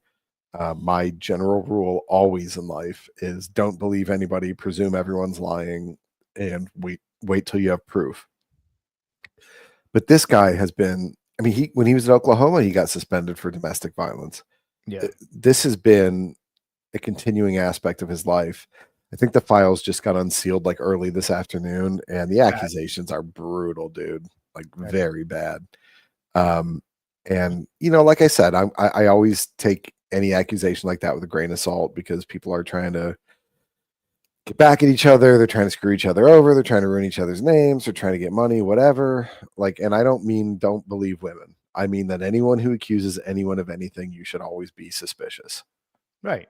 But if everyone's been accusing someone of the same thing for decades, it's not proof, but it pushes you towards, okay, well, I'm more likely to believe this. And, his attorney pushed back and said, basically, like, because you're letting these be unsealed, we're going to sue you if he loses wages and blah, blah, blah. But, Miami's not doing well. He's very injured. This is the perfect time to move on. And then he becomes an impossible player for someone else to sign. Oh, go Pack, go. You shut your mouth. That was our guy on Monday. We had a little bit of debate. They talked about they would take Jordan Love over Baker Mayfield for a fourth quarter drive comeback. Ooh, that's a tough call. No, I mean, no. Statistically, it's Baker. This year, there's no question, and last year, there's no question. Career-wise, I don't know who's going to end up better. Jordan Love is pretty good at it. I mean, for 10 years straight, it was Aaron Rodgers, right? If they were down 5 points and they had a minute 30 left on the clock, you were like, oh, yeah, the Packers have already won the game, right? Like Hail Mary. It wasn't even just Hail Marys. It was just like, that his time management, his ball placement, everything is going to be perfect. He's automatic every time. Yeah. Right. Jordan Love isn't there yet. Baker's not there at that level because Aaron Rodgers is like him and Tom Brady are in the same conversation for last 2 minutes.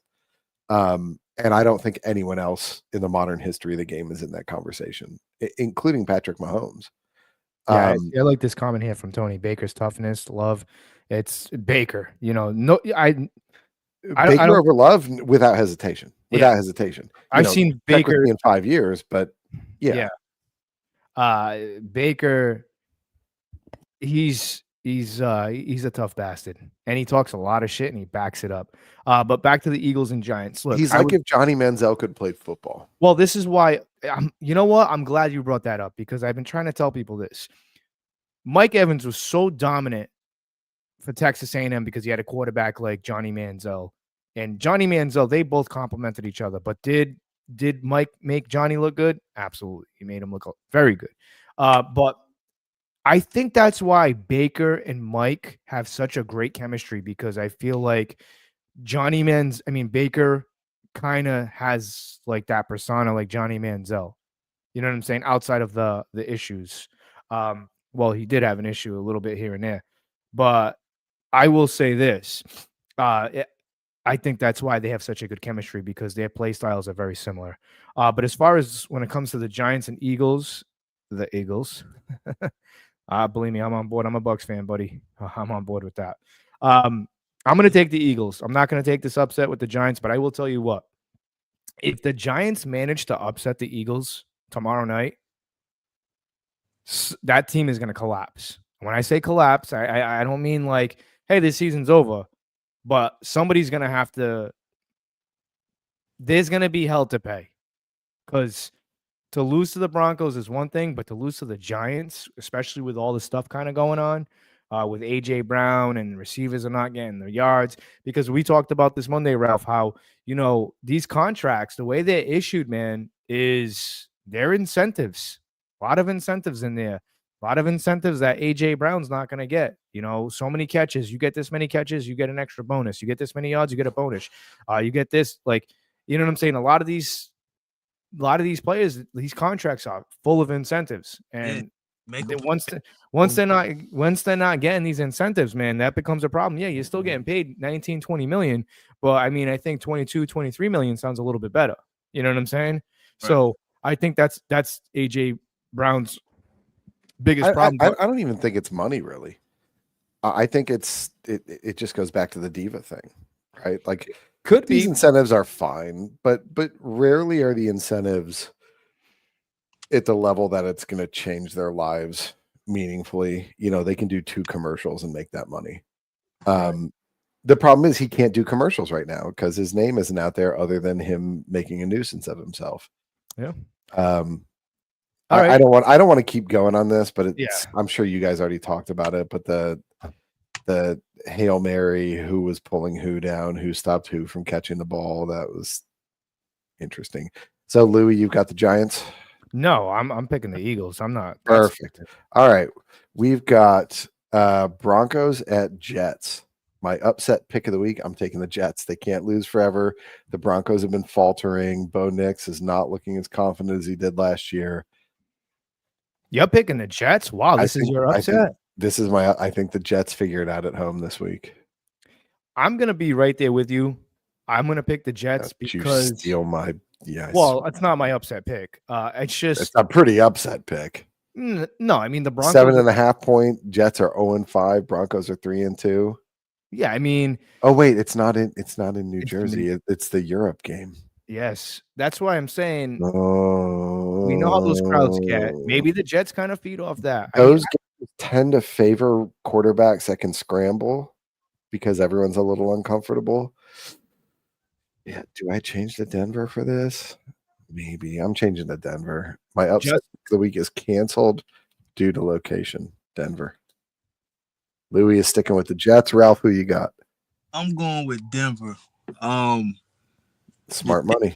And the Jets can't get it right in East Rutherford. I don't got no faith in them going. What, they gonna be in Germany? Where is this game being played here? It's in London. London. I mean, I ain't got no faith in them going to London, halfway across the globe to get it. You know what I mean? So I'm gonna stick with my initial. I'm gonna stick with Denver. They're playing at Tottenham Hotspur Stadium again. Arsenal's biggest foe, the team I hate the most. All right, so smart money's on Denver. Louis got the Jets, but it's not his upset pick of the week. Then we got Rams at Ravens. I think this is a pretty easy take for Rams for me. Yeah, taking the Rams. Ralph, who do you got? I'm going LA. And Lamar Jackson's still not playing this game, right? Correct. Is it? I'm gonna take which team in the North has Joe Flacco not played for? It's the Steelers, right? The Bengals. The Bengals have Joe Flacco. No. Which one hasn't he played for now? I think it's just going to be the Steelers because he's played for Browns. 3 of the 4 AFC North teams in the last 3 years. Yeah, he was Ravens last year. He's Browns this year. Bengals. Love this in the comment section. You guys are doing the picks with us. I appreciate that, man. Tony's got Denver. Yeah, do that. That's man. Cool. Yeah, that's awesome, man. We appreciate it. I'll tell you what, Tony. If you're going to be here next week, I'll toss a column in the predictions for you. We'll call it out. Yeah. We'll make sure you guys smash that like button on this channel. It helps us get into the algorithm and stuff like that, man. Make sure you guys like and subscribe to the show as well. And if those of you guys listening on X/Twitter, come on over to YouTube, the Frozen Pirate Podcast. Come on over, and because we can't see your comments from X. Same thing with Instagram. I can go back and forth with Instagram, but it's kind of stupid now. So like I said, jump on over to the YouTube channel. We appreciate that. Like I said, we can see, you can interact with us a lot more. Tell you what, Louis, if you want to create a Blue Sky account, I'll run it. What's a Blue Sky account? What's that? It's the people who made Twitter. They've got their own Twitter going now. It's very good for football and baseball. It's kind of like Twitter was in 2014, 2015. Yeah, have at it, bud. All right. Let me know what you need, and I'll send it to you. All right, next game.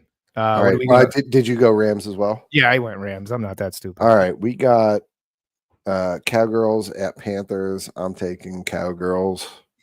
Ooh. You're gonna take the boys. Ralph, who do you got? You taking you backing the Panthers here?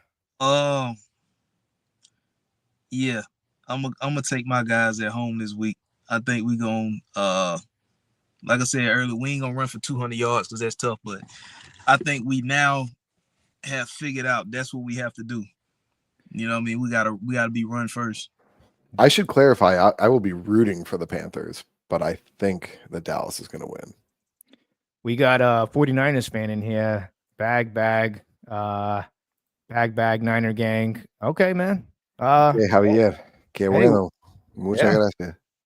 Welcome to the Frozen Pyre podcast, brother. All right. We're gonna get to that Niner game. Tony says Cowboys. Stay tuned live says Panthers. Look, I'm gonna take the Cowboys. I think it's gonna be belt to ass for this one, man. I'm sorry, Ralph, but it's just I think the amount of passing yards that Dak puts up and that offense, the Panthers could upset the Cowboys. I don't know. That's a tough game. I like I said, I'm gonna take the Cowboys. Stan says Panthers upset. Uncle Rico will want to show Jerry up. We'll see. Next game. Okay. Cards at Colts. This is we've talked about this a lot over the last few weeks. You never know what Cards team is going to show up, but you have to presume they're going to win this one. That the Cards are not going to be great. They're playing in Indy, and the Colts have probably been the second best team in football this year. So I'm going to take Indy. It's what a weird year. Why are the Colts 4-1 with Daniel Jones, and in a way that looks like dominant? Yeah. Ralph, who do you got? I'm gonna go Indy. I'm gonna go Indy at this one. The Cardinals just gave Tennessee their first win, so I don't see the Arizona doing much or nothing. Whatever they got to blow up, I think they're gonna blow it up after this season. They ain't gonna hit the detonation button on that. They're gonna put a demolition job in Arizona. So they should. Will they? I doubt it, but they certainly should. Man, I'm gonna agree with Tony here. I'm gonna go with the Cardinals. This is my upset pick of the week right here. Wow. Yeah, I'm gonna do it. Stay tuned live. Cards. All right. Yeah, Indiana Jones. Jamie, I forgot to tell you about this. Indiana Jones. It's a movie. I've heard of him. Well, no, but I'm just saying the Colts, the Indianapolis. No, I get it. Jones, you get it? You follow me? It's not super complicated. No, I'm just making sure you're still here. Thanks, buddy. We got Seahawks at Jags. I'm taking Seahawks in this one. Now, this is a 1.5 point spread from Vegas. I think the Seahawks are better than the Chiefs. I believe I can agree. I think they can play in the chaos better than the Chiefs can. Also, I think if Trevor Lawrence falls on his ass like that, did you see the picture of Chris Jones literally adjusting his jock strap while that play is happening? He's just standing there fixing his cup. You know what? He gave up on that play when Trevor Lawrence tripped. That's literally what I just said. No, but I'm just saying, like, for him to give up on that play, one of the premier defensive talents, former premier. Well, what I'm just saying is he's the guy, right? He's the leader. He should be. Yeah. That's just a bad example. That's Albert Hainsworth all over again. Well, not, you know what I mean? Like, but he's better than Hainsworth in the sense that he's not a dirty player in that way, and he's continued to play well after getting big contracts. But I see exactly what you mean, and yes, it's bullshit. And if I'm absolutely losing my mind over that. You know, between him talking trash across the line to Jalen Hurts when the Eagles are winning, and it's like, look at the fucking score. You only put up dude, why are you looking at stat lines when you're playing a game? The only stat line that should matter is the score. Yeah. And Hurts was absolutely correct, and we still fucking won. Yeah. That's right. That's crazy. So all right, so I'm taking the Seahawks here. I think the Jaguars come back to earth a little bit. I think the Jaguars still finish the season with a winning record, but I think Seahawks win this one. Lone Gnome with the win. Stay tuned says Seahawks. Tony says Seahawks. Ralph, what do you got? Oh, I love the fact, not to cut you off, but I love the fact that the fans are chiming in and they're joining us with the weekly picks. That's awesome. I appreciate that. Man, you know what? I'm gonna stick with Jacksonville. Yeah, taking the Jags. You know what? Yeah, I think they, defensively they gonna do what they do. Yeah, I'm going to take the Jags in this one. I think it's the Seahawks that kind of really come back to life here. I mean, come back down to earth. I mean, Sam Darnold has had a very, very, very good season thus far. And very good last season as well. Right. So that you can't just say, oh, he's off to a hot start here. He's now proving that he can move teams and figure it out quickly. You know where he came from too? Outside of the Jets, the Carolina Panthers. Yep. Sorry, Ralph, I got to do it, man. I got to do it. Yeah, but that was taking the Seahawks. The Panthers did the right thing there. I mean, what are they going to hold on to him for 7 years until he figures it out? The Darnold doing great. Yeah, man. Like I said, he did awesome with the Minnesota Vikings. And it was no fluke because he's in Seattle and he's doing his thing. But I'm going to take the Jaguars just because Liam Cohen, from my experience, he's a different type of coach. He's a motivational coach, not like in the nicest way, but like he's one of the guys. He's Yeah, like they are rallying behind him, and he's mainly one of the reasons why last year that Tampa Bay Buccaneers offense was phenomenal, and him and Baker just clicked. So yeah, and he only had a year to get in there and figure it out, and he did it right. Like it's not like he was 3 years in and starting to gel. I like to give him shit, but I think he's the best head coach they've had, and I can't remember the last good head coach they had. Yeah. So, I mean, again, I'm going to take the Jaguars here. I just think that they're doing very well. I'm still kind of waiting for Travis Hunter to kind of. Well, he had a very, very good game. He did. I mean, successfully defending Travis Kelce, making monster deep catches, juggling the ball in the air, getting dropped on his ass. To me, this week was his he is him week. Yeah. Yeah, I mean, he truly did it on both sides of the ball. And, if we see, we don't even have to see games like that, but if we see consistency out of him for the rest of this season, he's going to be a Shohei Ohtani, right? He's going to be the kind of he breaks the game sort of player. All right, we got Chargers at Dolphins. I'm taking Chargers. I know they're stumbling a little bit, but the Dolphins, good God. I mean, the Dolphins show in every game that no matter how close it is, they always want to lose more than their opponent. Damn. I don't care about travel miles. I don't care about a tight end with good hands. I don't care about good rushing. Also, they have a hurt running back as well on top of the Tyreek thing. They just hate winning football games. They hate it, and they'll do anything to lose. And the Chargers may be a little bit messy, but this is their chance to right the season, and I think they take it. I'm going to take the Chargers here, man, because like I said, they lost that game. It's the Chargers. The Dolphins, it's only a matter of time before Mike McDaniel gets fired, and they start rebuilding that process. I thought you were going somewhere funny with that, which would have been absolutely correct. It's only a matter of time before he gets hired as an OC somewhere next year. Yeah, well, yeah. I mean, that guy gets fired 2 weeks, 3 weeks from now. I wouldn't be surprised if he gets a job this year. Maybe not. Obviously, not as. We just don't know. Someone's going to need him. But your sentiment is correct. But yeah, I mean, he's going to work in the NFL for a long time. But yeah, you just got to stop whatever it is that he's doing. Yeah, one day closer to death. Alcohol. I think it's. I think he's just like a Gen Z nihilist. One day closer to death. He's not coaching material. Coordinator, yeah, but head coach, no. It's something Louis has heard me say this for years. I hate that the NFL always promotes people past their capabilities. Right. Josh McDaniels. The list can go on and on. Yeah. So Eberflus. See what the fans have to say. Stay tuned. Ralph, who you got for this one? Chargers. I'm gonna take the Chargers. I think. Be honest with you, I think the players fed up. I don't even think they're gonna. I think they go out and half-ass so they can hurt. The sooner they do that, the sooner I think, you know, the ownership gonna have less patience with McDaniels, and they gonna go ahead and fire him. You know, Yeah.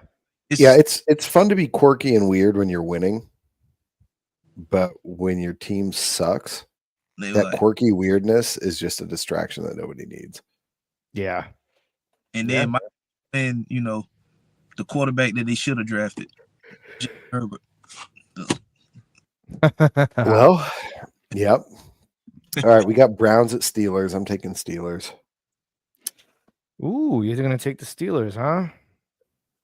This is not an upset pick at all. This is a 4.5-point favorite. It's in Pittsburgh. The Browns are 1-4. They have a good defense, but the Steelers' offense doesn't rely on a ton of great pocket passing. It relies on just moving the ball. This is tough. And the Browns have a quarterback starting his second game ever. It's a divisional game. Ooh, I don't know, Ralph. What do you got? I'm going Pittsburgh. Like you said, Dylan Gabriel, second game starting as a rookie. And he looked good last week. He did, but the Browns just offensively, they ain't got it. The Browns are the Browns. Yeah, that's the problem. They got a good defense, but at some point, your offense got to help your defense out. And the Browns, they just don't have it right now. Yeah, Myles Garrett's questionable too for that game. So. Oh wow, I didn't know that. Yeah, well. Yeah, I'm gonna take the Steelers too. That's no. Okay. All right, we got Patriots at Saints. I'm taking Patriots. I think they're in New Orleans, continuing to grow and roll. Yeah, they're in New Orleans, but it doesn't fucking matter. Yeah, I'm gonna take the Patriots as well. I think Drake May took a step forward last week in being productive. Agreed. He looks very good. A step forward. Last week's performance, he was top 3 probably quarterbacks in football. You know, it's wild. He couldn't miss everything along the sideline, everything everywhere, and it hit that point in the game where you just went like, "Oh, he's just." Jamie, you're a stat guy, right? You're a stat guy, right?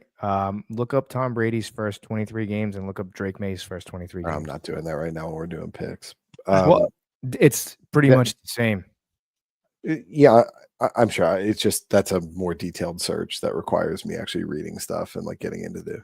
Well, I had it. I actually, you know what's crazy? I had it. When that happens in the future, send it to me, and I will be ready with a full detailed read on it. Well, I gotta make you an admin too. I gotta resend that email thing. Let's go. Yeah, you do. Fans. Browns D will put pressure on A-Rod. Everybody's got Pittsburgh here. Wait, who does Ralph have for the Pats Saints? I'm taking New England, but I wouldn't be surprised if the Saints make the game closer. So I think the Saints win in every game except for the Seattle game where they got just the hell beat out of them. They was even though Buffalo beat them, but you know, but they were in that game for the first 3 quarters, really. Like, so the fourth quarter was what lost it. So in fact, I think they actually had the lead at some point, either late in the second or early in the third. It was like 17-14. Yeah. All right, we got Titans at Raiders. I'm taking Raiders on this one. I know both teams suck, but that's a terrible. Raiders have a few more actual players. Thank God for the NFL. Why is Dino trying to call me right now? Thank God for the NFL Sunday ticket, because imagine, like, you know, like sometimes when you have those 1:00 games and you get stuck with a game like that. Imagine having to watch this game. Oh my God, Raiders and Titans, that'd be terrible.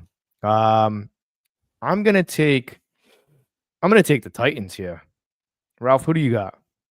I'm going Tennessee. I think Cam Ward is gonna have another one of them games he had last week in Arizona. I mean, it's hard not to against the Raiders. I mean, Geno, you can count on Geno throwing a pick, you know. So yeah, everybody's got the Raiders. So wait, so Ralph, did you say you've got Tennessee? Yeah. And Louis, you have Raiders? I have I have the Titans. Okay. All right. But hold on, a trade just happened. Let me see. Jacksonville just traded I think Tyson Campbell for Greg Newsome. Really? Yeah. It's that time of the year. It's gonna stop. Medium interesting, yeah. Yeah. All right, we got Okay. 49ers at Bucs. You got to take Bucs in this one. 49ers are good and they find ways to win, but so do the Buccaneers, and the Buccaneers are at home. So Yeah, I mean, I'm gonna obviously I'm gonna take the Bucs, and let's talk about this real quick.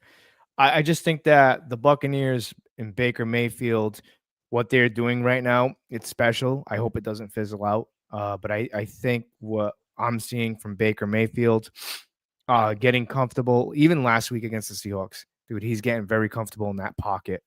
He looked calm. He was like an assassin out there against the Seahawks. Didn't panic. They started to lose the momentum big time, but he didn't panic. He threw some beautiful, beautiful throws to Emeka Ibuka. Sterling Shepard stepping up. Kate Otten stepped up. Rashad White, too. A lot of people were upset that Bucky Irvin couldn't go, and Rashad White stepped up per usual. I think the keys for the Tampa Bay Buccaneers is just to keep doing what you're doing. Don't change anything. I think Rashad White's going to have a big game against the 49ers. I think he's going to wear them down. They have a very talented defense with Fred Warner leading the helm. But the only concern I have is Christian McCaffrey, because like Daniel Morales was talking about earlier on in the episode, you have an aging Levante David. You also have a Savasier Dennis inside linebacker. I think the 49ers are going to try and attack the middle. I just think that I don't think this is going to be a blowout by any means. I think both teams are really – I think you're going to see a lot of what you've seen with the Seahawks and Bucs in this game as well. I just think that the Niners have beaten the Bucs so many times throughout the years that this year the Buccaneers are coming in like a freight train. You guys are not beating us this game. There's no way. And I think Baker is going to – I think the defense is going to take advantage of Mac Jones this game. I really do. I think this is a game one of my base topics. Mac Jones here. is such a Shanahan quarterback, though. Yeah. I think it's going to be a really close game. I think the Bucs win by like 5. Yeah, I just think that Vita Vea is going to start up that lawnmower. That's what it comes down to. I think Vita's the problem is they do run McCaffrey up the middle, but they do the thing that teams seem to never do anymore, is they'll run him up the middle a few times, but then they don't give up on the run game just because they only get 2 yards. Yeah, but I think he's averaging his lowest per carry this year. Yeah, but his receiving yards have been fantastic. Yeah, that's what I'm saying. And you have, I think the reason why I think the Buccaneers are going to win this game, and it's a 4:25 kickoff for you Buc fans, we'll be right here. Make sure you guys tune in. Oh, actually, I won't, because I will be in New Hampshire. We will definitely be doing the post game. But for me, this game, it's going to come down to one thing, and that's the injuries that the 49ers have. George Kittle, I don't think he's been in that game. If he was playing that game, I think he's questionable. But but here's the thing with the 49ers, and this is something Stan and I always talk about. They always have 3 Pro Bowlers injured in every game every year. That's just like they always have 2 strings of running backs hurt. They always have a Pro Bowl wide receiver hurt. McCaffrey plays half the games in the season. Like, right. They're always injured, but they do find ways. I don't think that they're going to be a Super Bowl contender, but look at them. They're 4-1. Kittle's been hurt for what, 4 of those games, 3 or 4. Right. They find ways past it all the time, but Buccaneers win this one. Ralph, who you got? I'm going Tampa Bay. I'm going to take Tampa. Everybody's all going Bucs outside of Tony, the Buccaneers fan. He says it comes down to the kickers in this one. You don't want it to come down to the kicker because Chase McLaughlin will McLaughlin's automatic. Yeah, you don't want it to come down to kicking because he smashed one out from 165. San Francisco has a new, although they brought in Cairo Santos, who is fantastic. Former Bucs kicker too. Former Bears kicker, more importantly. Wow. Bears legend. He was really, really good at the Bears. All right, so you got Bengals at Packers. I got Bengals covering here because it's a 14.5 point spread, but Packers are going to win this game. I think Bengals are going to look a little bit better than we thought, but it's still going to be Packers. Yeah, I got Packers. They're playing in Lambeau. Who do you got, Ralph? Oh, you taking Green Bay? Oh yeah. At Lambeau, I'm gonna go with Green Bay over Cincinnati. Offensively they might look a little better with Flacco, but defensively they got a lot of work to do on the defensive side of the ball. So even if they do score 30, give up 35. Yeah, I think that's exactly correct. That's why I'm taking them to cover the 14.5, but they still lose. All right, we got Lions at Chiefs.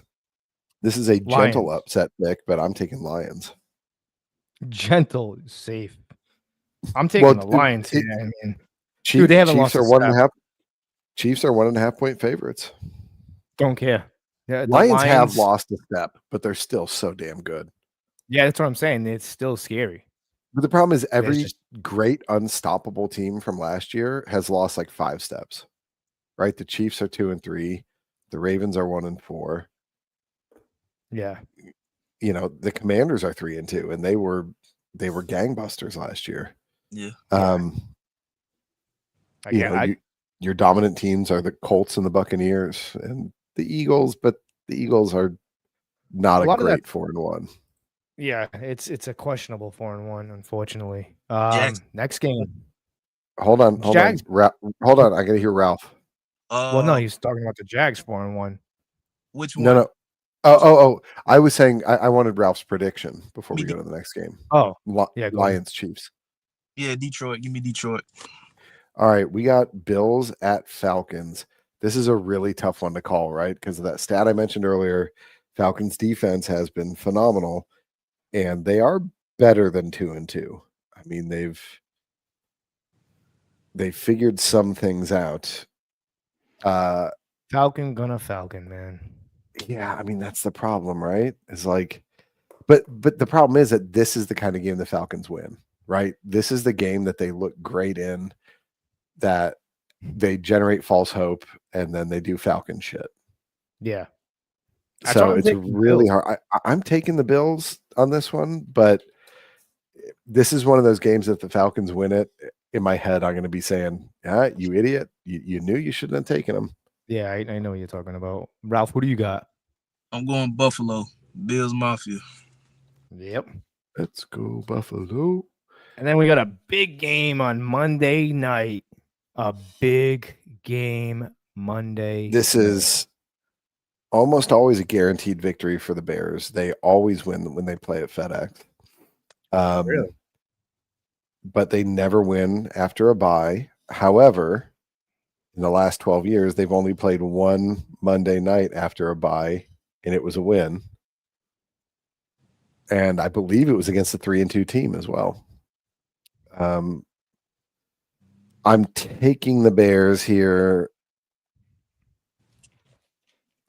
This game is just so up in the air. It could 100% go either way. Well, do you think you guys are going to get revenge for the last game? Remember that video? Well, so that's part of it, right?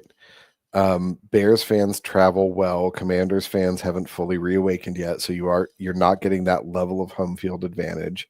You're going to see a lot of Bears jerseys in the crowd.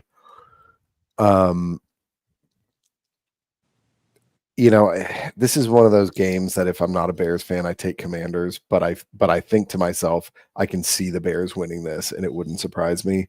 Because I'm a Bears fan, I'm just going to go full homer and take the Bears. But, the Commanders should win this game, but I think the Bears are starting to figure it out. And you remember what Leo said about how many games it takes for the O-line to start playing together.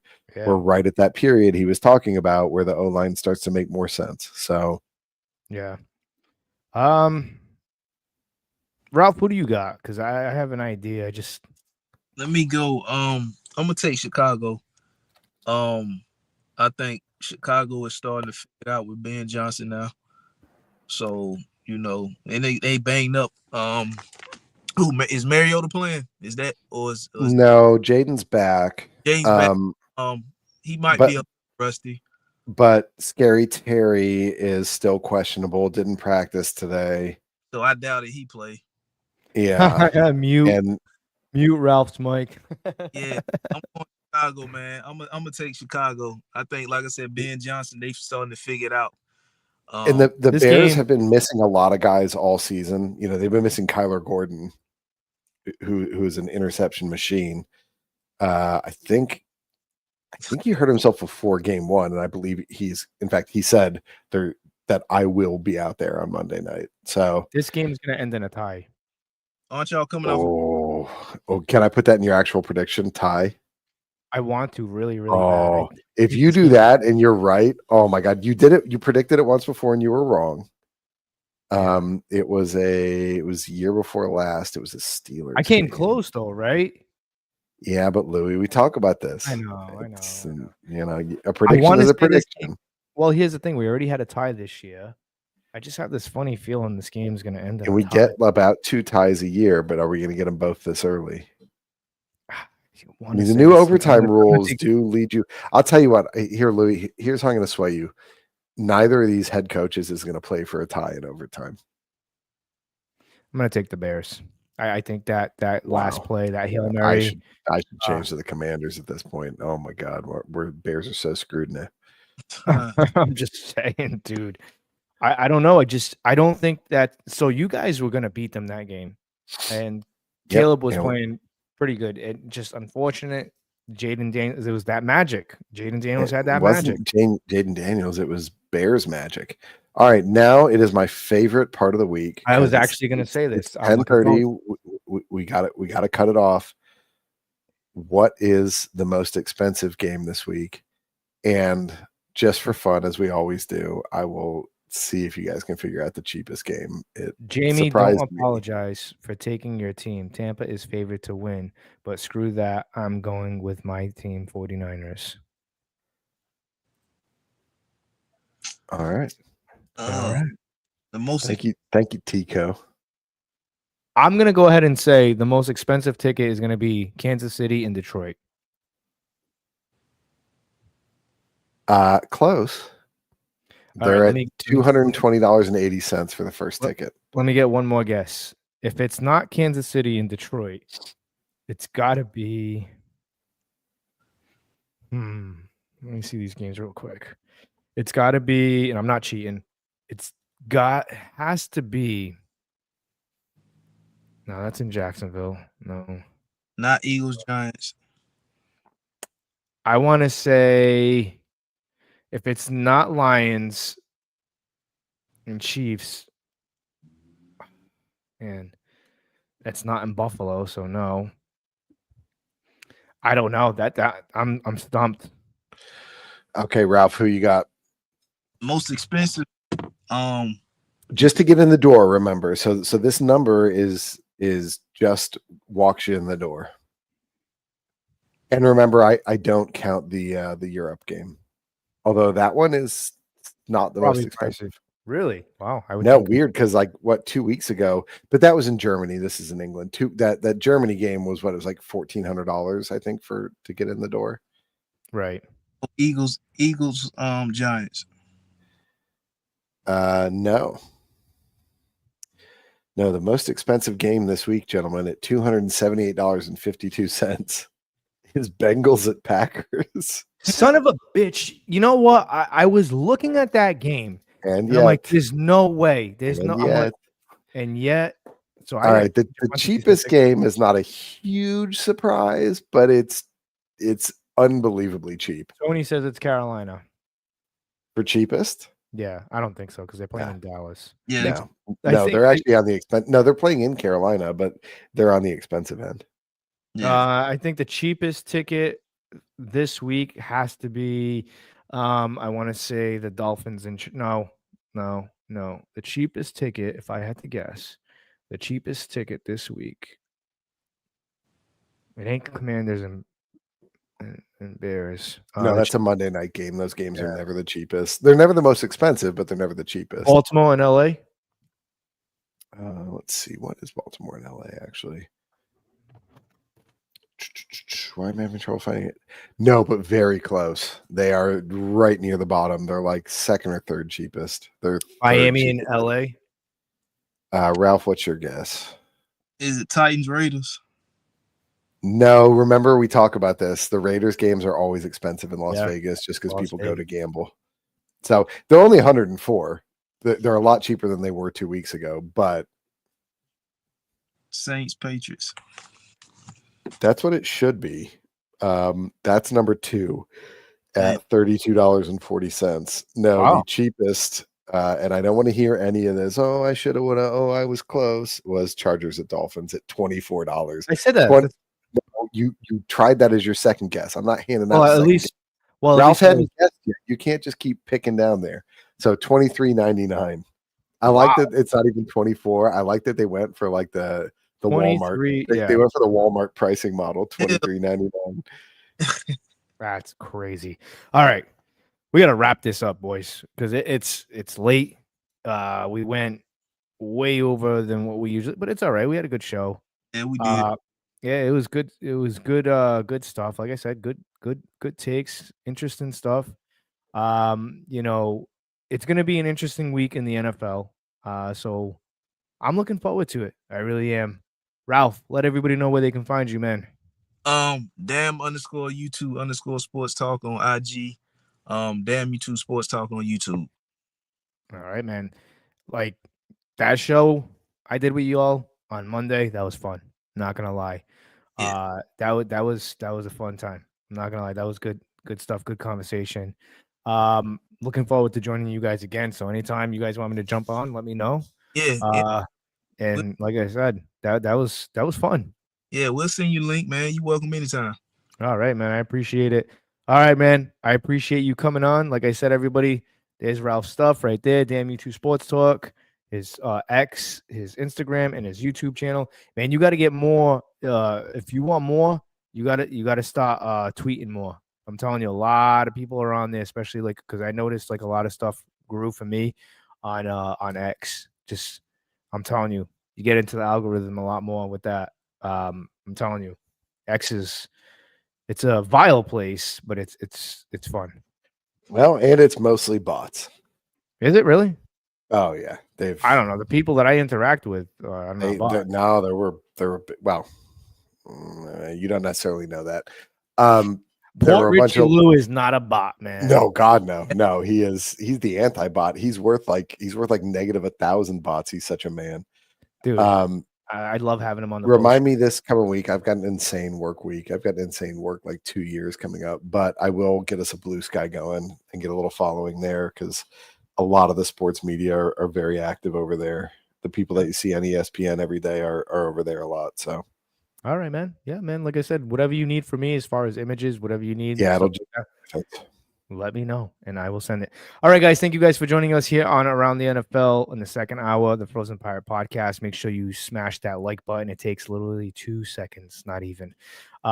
We'll be back here. I will put up a schedule and figure out what I'm going to do because I don't know if I'm going to be able to do a pregame show. I will be in New Hampshire to do Spooky World. It's pretty cool with the family, and we're going to stay out there for the night, and we'll see what happens. I will probably listen to the Niners game and Bucs game on the way back and try to do a post. I will definitely do a post game. He called it the Niners game. Yeah, the Niners game because we're going to belt to ass in that game. Sorry, Tony. Not telling sorry. The priest. Yeah, there you go. Tell the Pastor Mark, man. I'm telling you, he's a Niners fan too. With all that being said, put God first, guys. Respect and love one another, and hope to see you back. And like I said, I will update you guys when we go live. That's why you have to hit your bell notifications. Thank you again for joining us. Make sure you follow Ralph on Damn YouTube Sports Talk. Jamie don't have nothing, so whatever. As always, you don't have nothing. Just go Bears, right, Jamie? Go Bears, fuck the pack. I got that. That's all I need. Fire the cannons. Let's go Bucs.